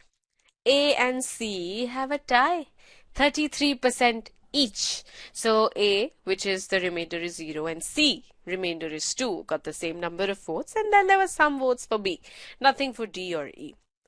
Let's discuss this. When I'll tell you the answer, you'll be surprised with what happened here. 24 to the power 3, 38 to the power 5 divided by 3. Yes, my dividend is complicated. Do I need to simplify the dividend? Do I need to find separate remainders? Everything that I just learned, do I just jump into doing that? No. 24 is divisible by 3. I know that. So anything that's a multiple of 24 has to be divisible by 3. So this whole thing has to be divisible by 3. Remainder is 0 and we are done. Stick to your basics. When I said this, use everything I just taught you or something that you already know. This is what I was trying to say. You did not need to do any calculation on this question. Do you understand what I just said? Let's make the chat box a little more interactive. Do you realize how simple this question was?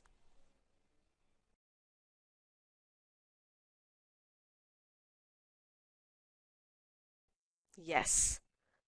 See, everybody realizes this now. But when you were first doing, it took quite a while for this one. Just see how quickly I explained it. Because there really was nothing to do. It was just about seeing 24.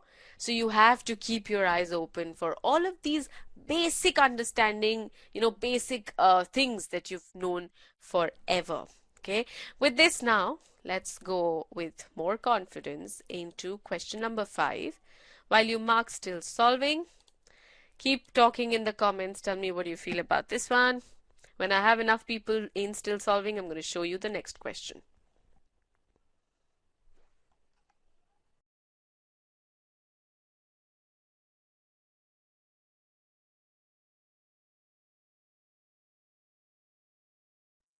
All right then, here's question 5. Good luck.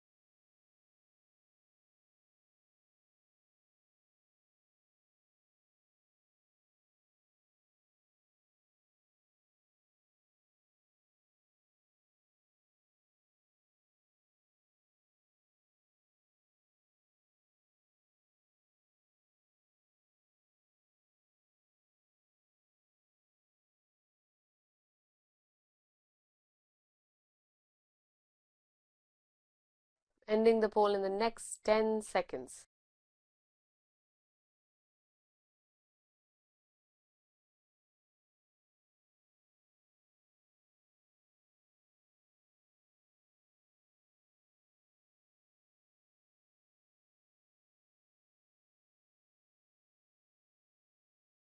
All right, so 77% of you marked choice C, which is the correct answer. So good job, the majority is correct. This time you see, yes, it's a complicated dividend and nothing is already divisible by 3. I'm sure this time you were thinking about this. So what do I do here? Before I start, no answers in the chat box, please. All answers should only be on the poll here. So, Emmanuel, you said it's D in the chat. First of all, it cannot be D because if it's being divided by 3, the remainder has to be less than 3. It cannot be 3. In fact, 3 and 4 these are the two choices I could have rejected without even solving the question. So I'm glad to see nobody at all marked choices D and E. So here now, what do we have? We have this dividend, which is something to the power 3. So it really means that something multiplied with itself 3 times. So I can find the remainders separately, and then I can multiply all of them. The remainder of the first term here, 25 times 38 by 3, will be again separate remainders for 25 and 38, and then multiply them. So I will get a remainder of 1 from here because 24 is divisible by 3, and 2 from here because 36 is the nearest multiple. So 1 times 2 will give me 2.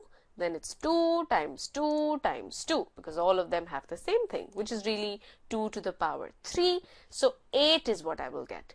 But my remainder has to be less than 3. That's a constraint, I know. So how can 8 be the answer? Well, whenever you get a remainder like this, which is greater than what it can be, you will again have to divide it by the divisor. So divide your 8 by 3, and the remainder is going to be 2. Just look at it here in the equation. 3 times 2 plus 2, so the remainder is 2. And the correct answer is choice C. Okay. With this, guys, we will discuss what we learned here in questions 4 and 5. We saw addition, we saw multiplication, we saw that we can separately find remainders and then add or multiply them. Then we also saw powers, and what happened in powers was find the remainder first, because exponents are really just repeated multiplication. So just do 31 by 7, find the remainder for that, and then just raise that to the third power. This is what we did here in questions 4 and 5. Another wonderful tool that I'm now going to give you is this, negative remainders. This is again something that is going to increase the pace of your calculation manyfold. You're going to see it's going to be very, very fast. Negative remainders can't be your final answers though, because the constraint that you have on remainders is that they have to be greater than equal to 0 and that they have to be less than the divisor. They can't be negative.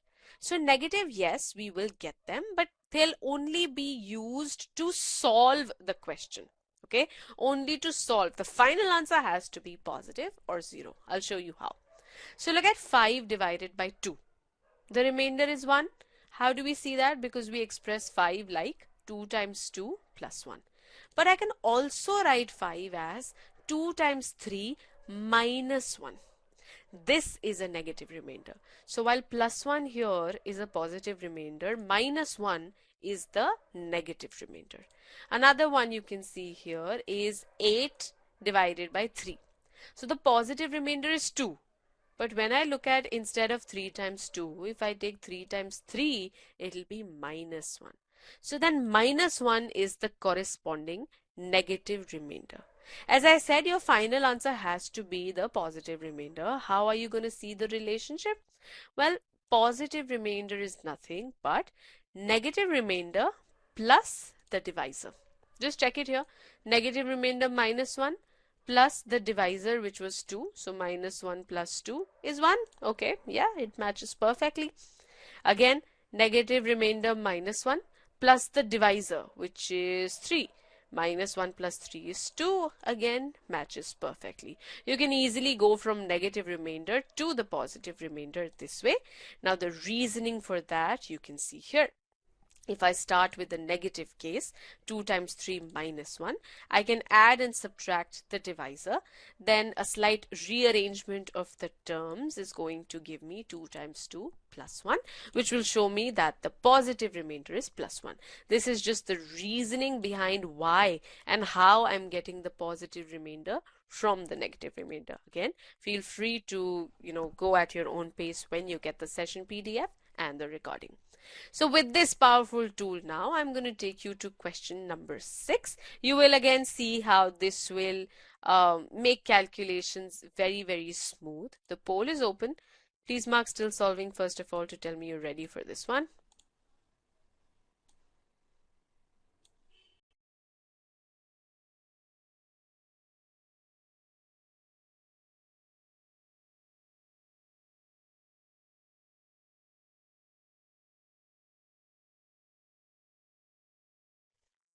Wonderful. Here's number 6. Good luck.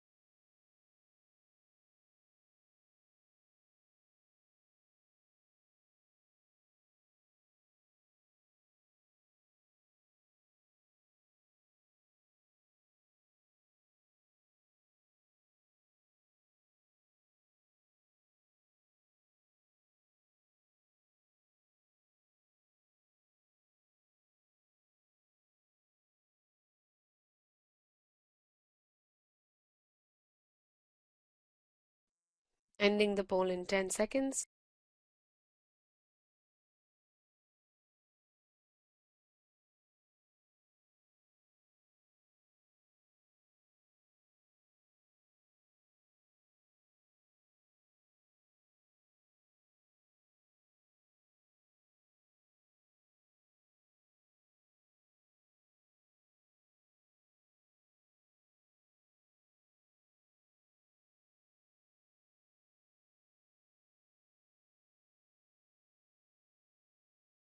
Okay, here we go. The majority went with D. 63% of you marked D, and D is the correct answer.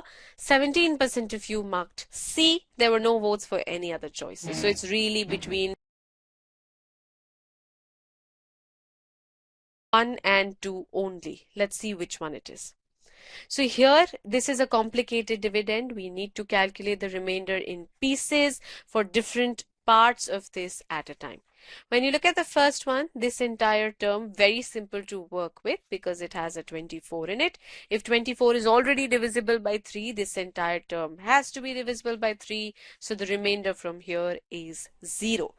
The second one now, 17 divided by 3. This is the one that's going to give me something. 17 by 3 is actually 17 to the power 7, but I know exponents also, I can work with them later on. I will first find out the remainder when 17 is divided by 3, and then I'll raise it to the power 7. Now when 17 is divided by 3, the positive remainder is plus 2, but the negative remainder is minus 1. Think about taking plus 2. In that case, you will have 2 to the power 7. Now that is again a huge number that cannot be the remainder. You will again have to find out what is 2 to the power 7. It's actually 128. Then you will have to divide that by 3 and then you'll get the answer. But instead, if you use the negative remainder minus 1, then minus 1 to the power 7 is super easy. It's just minus 1. So your negative remainder final is minus 1. Just convert it to the positive remainder by adding the divisor to it. So minus 1 plus 3 is 2. Your final answer is 2. And that's it. Just see how easy it becomes with negative remainders. Okay, I forgot to add 3, says Harsh. So, okay, Harsh, you left the negative remainder minus 1. That's how you probably marked choice A. Okay. But I don't think anybody marked choice A at all. Maybe I miss seeing it. All right, your poll is now open. Mark still solving for the 7th question.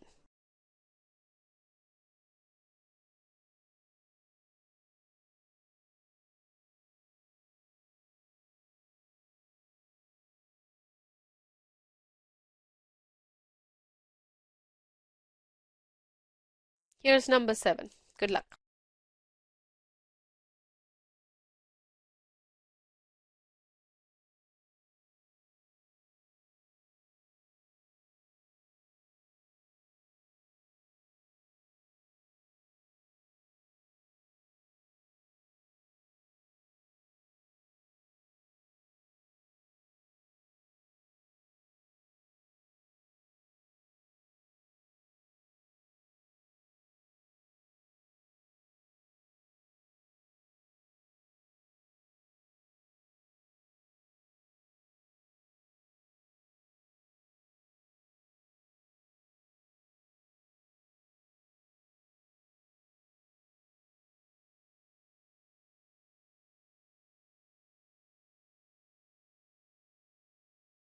Ending the poll in 10.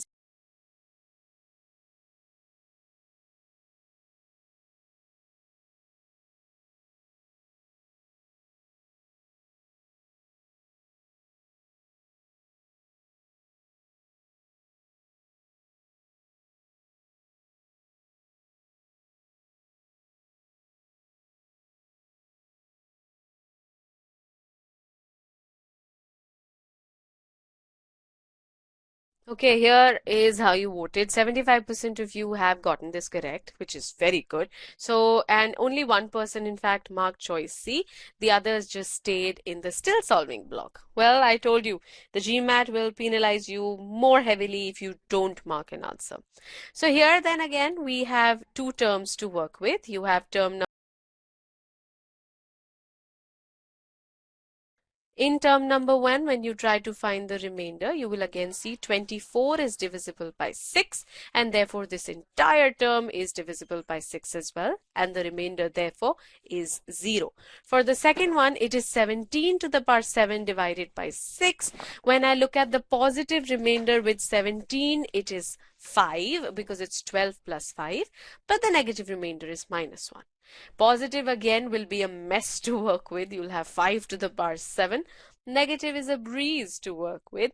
Minus 1 to the power 7 is just minus 1. Final step is to convert it to the positive remainder, and the answer is 5. That's it. That's how simple it is, and that's why your accuracy was beautiful here. Great job, everybody. In 6th and 7th, this is what happened. You used negative remainders to see how you could beautifully solve questions that otherwise would have been quite a challenge to work with. Now, after this, you know what is going to happen. I'm going to get you back to the hard questions that you saw in the beginning. So question number 8 was what you saw first, and that's where we're going to go first. Mark still solving to tell me you're ready for that again.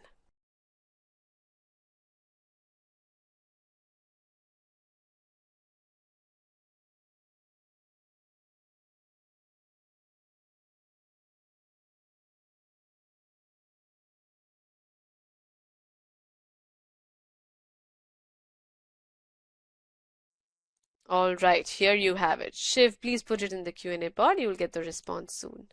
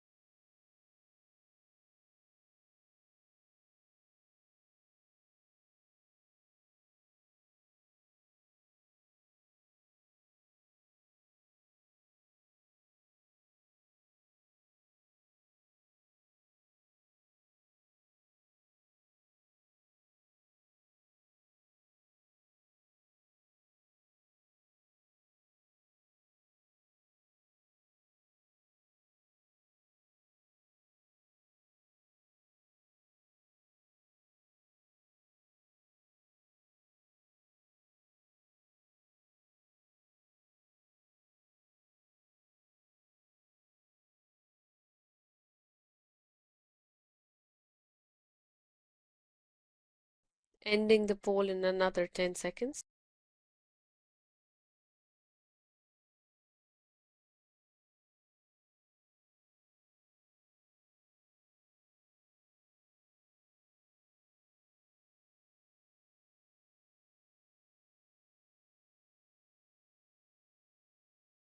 Okay.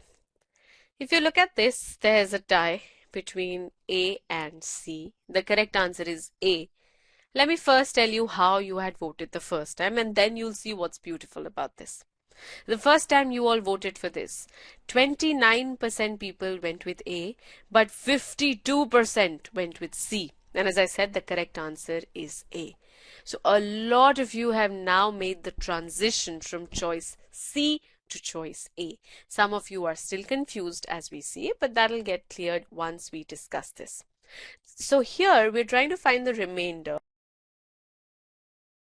when P is divided by M. Okay. First statement tells me that P is M plus 1 to the power 8. So when P is divided by M, this is how I can write it. Now, exponents can go outside. I will first find the remainder when M plus 1 is divided by M, and then I'll raise that to the 8th power. This was the best part. M plus 1 to the power M, the remainder is 1. It's two consecutive numbers.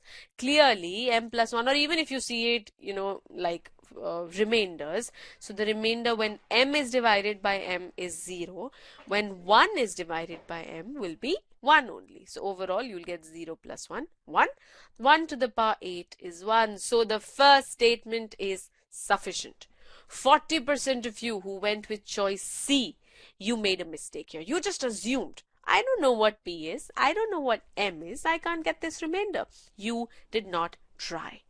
If you had written it this way, if you had used the properties of simplifying the dividend to get the remainders, you would have gotten the correct answer.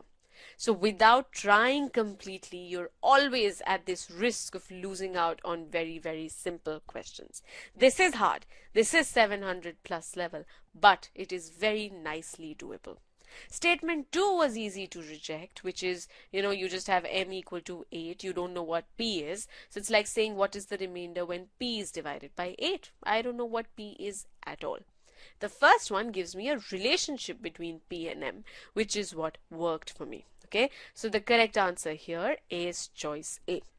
Tell me, everyone who went with C, do you understand what you missed in the first statement?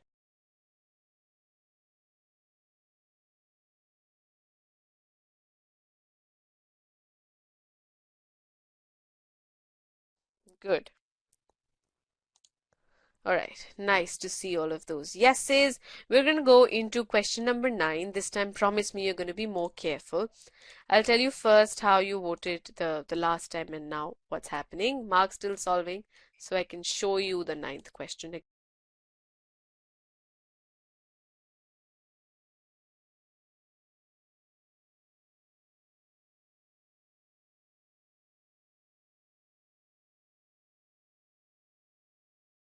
Here you go. Good luck.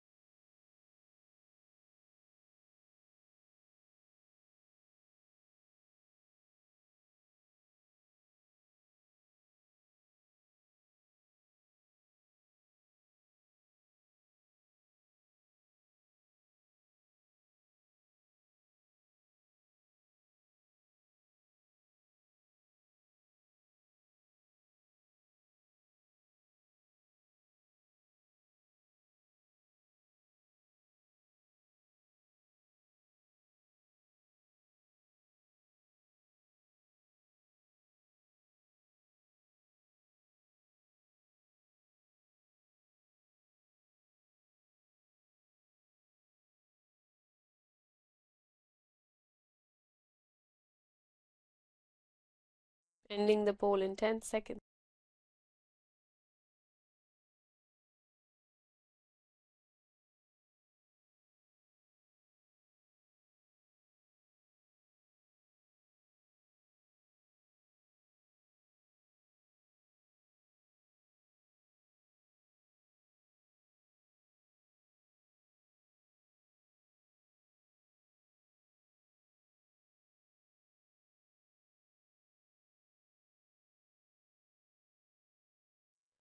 Alright, so this is the result.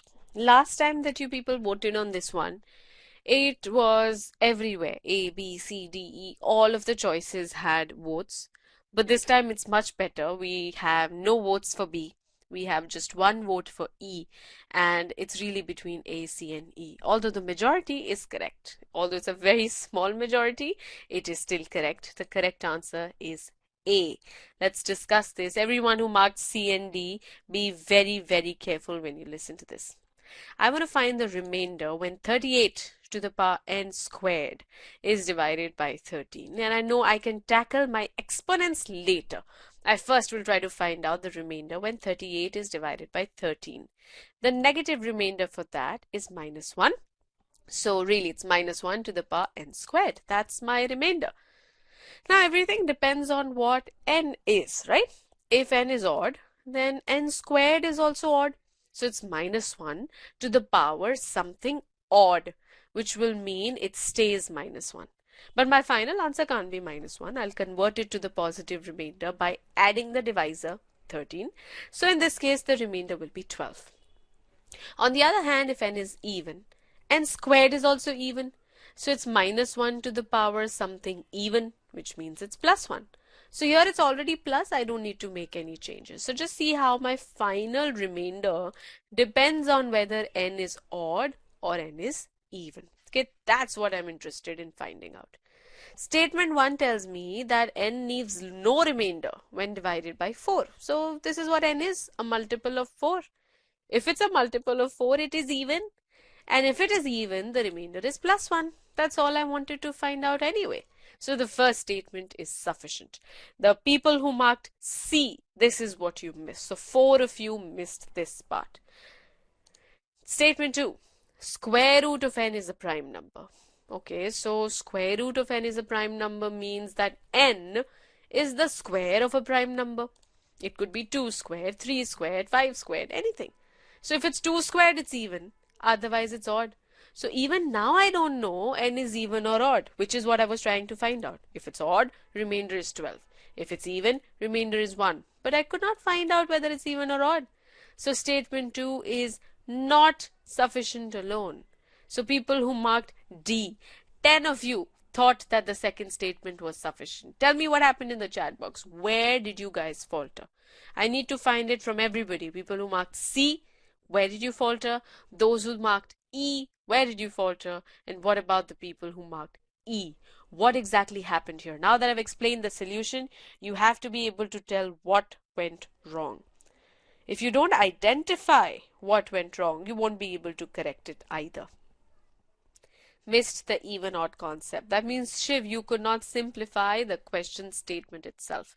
You could not relate it to being, dependent on n being even or odd. What else? Didn't consider the two possibilities. Yeah, see, that's the whole deal. You missed the process skill of consider all cases. Okay. Last time I had marked C due to the same reason you stated. Again, yeah, so you missed this 4K. Basically, you couldn't even find out that these are two possibilities. And without that, you would see, okay, I have no idea about what's happening. You could not simplify it this way. Okay, though, now that I've discussed this, I hope everybody feels more confident about this one. Yes, the results were better than what they were the first time you solved, but since they weren't great, you still need to be careful. I'm opening the poll here. Please mark still solving. This is time for the last question. This is where we're going to see what happened, what finally improved on this last question.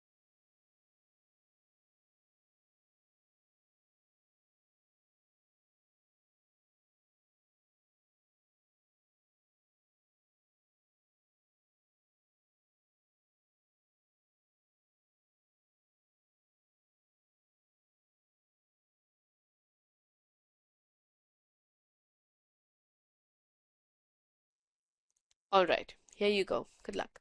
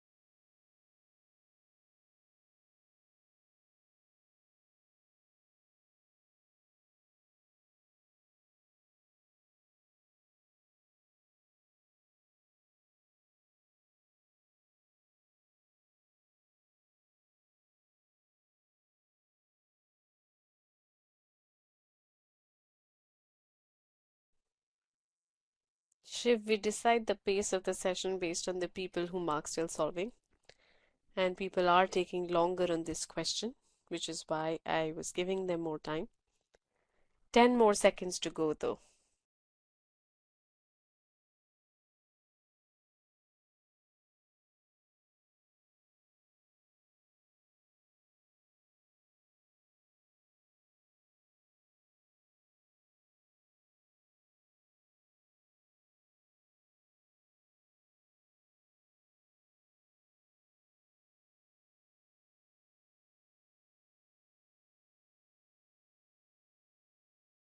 Okay, here are the results.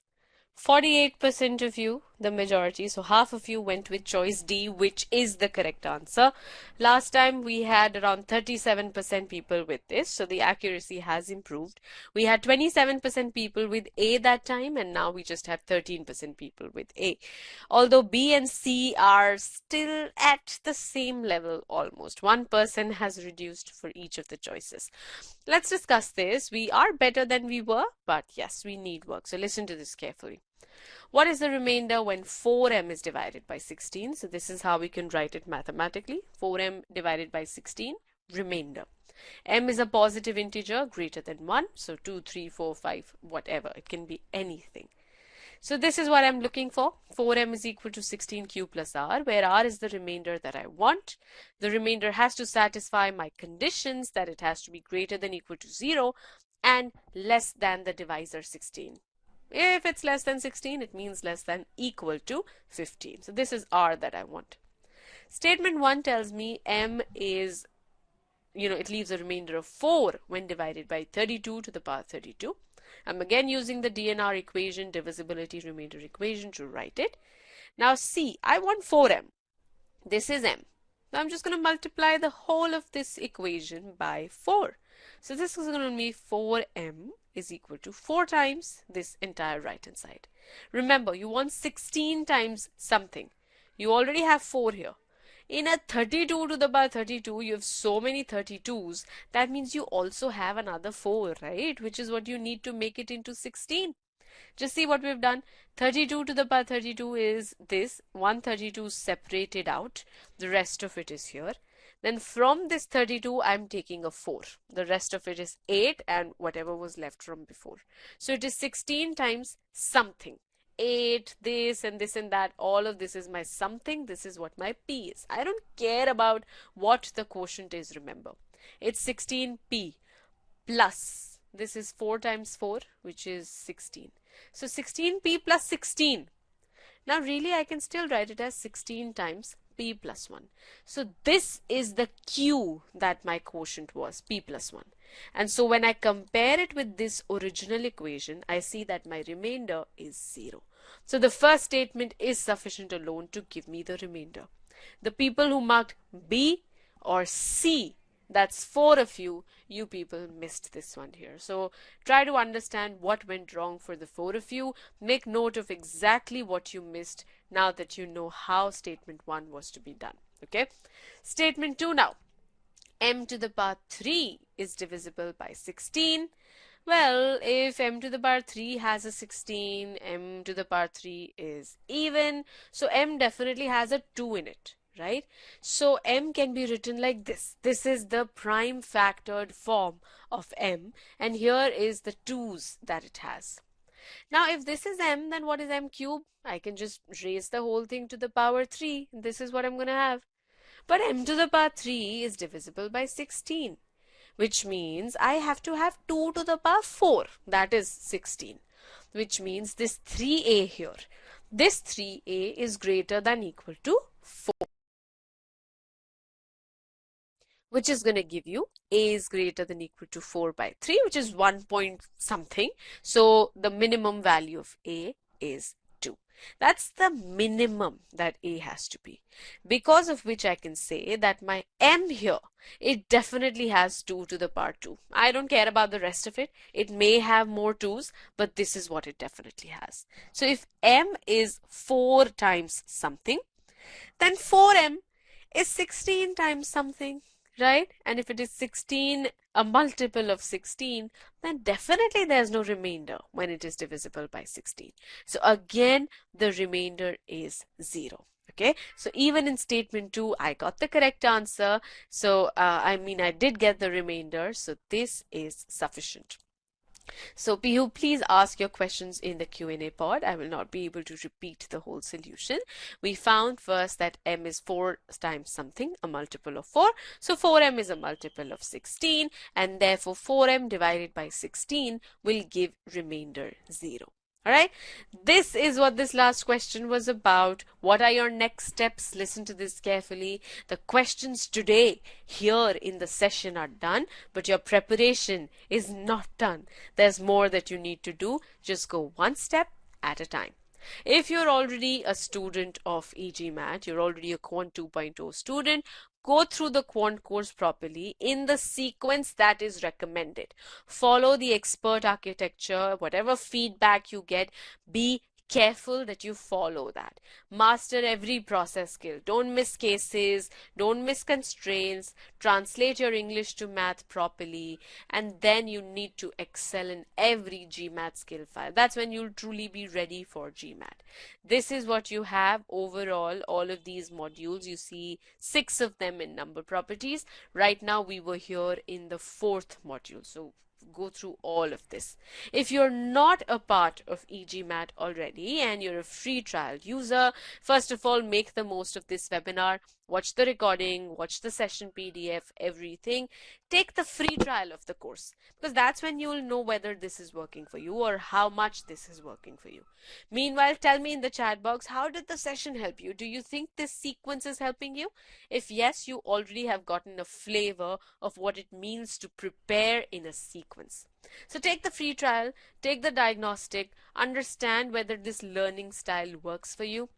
If it does, then consider purchasing the full course. I am sure it's going to help you, because I can already see how your accuracy is improved on 8, 9, 10, and AB says this has been great. Thank you, AB. I hope everybody else liked it too. The free trial users, you're going to have module 4, which is what divisibility and remainders was. You're going to have all of these activities for free on the platform. So go and experience all of this. Thank you, Kirtija. I'm so glad you liked this session. And thank you guys. Always keep joining these sessions. We love doing this for you. Thank you, Roshan. Thank you, Mridul. I'm so happy to see this helped you guys. This 2.5 hour time that you spent with us, I just hope it takes you closer to your GMAT dreams. We all wish you all the very best. Thank you for joining. See you next time. Bye bye.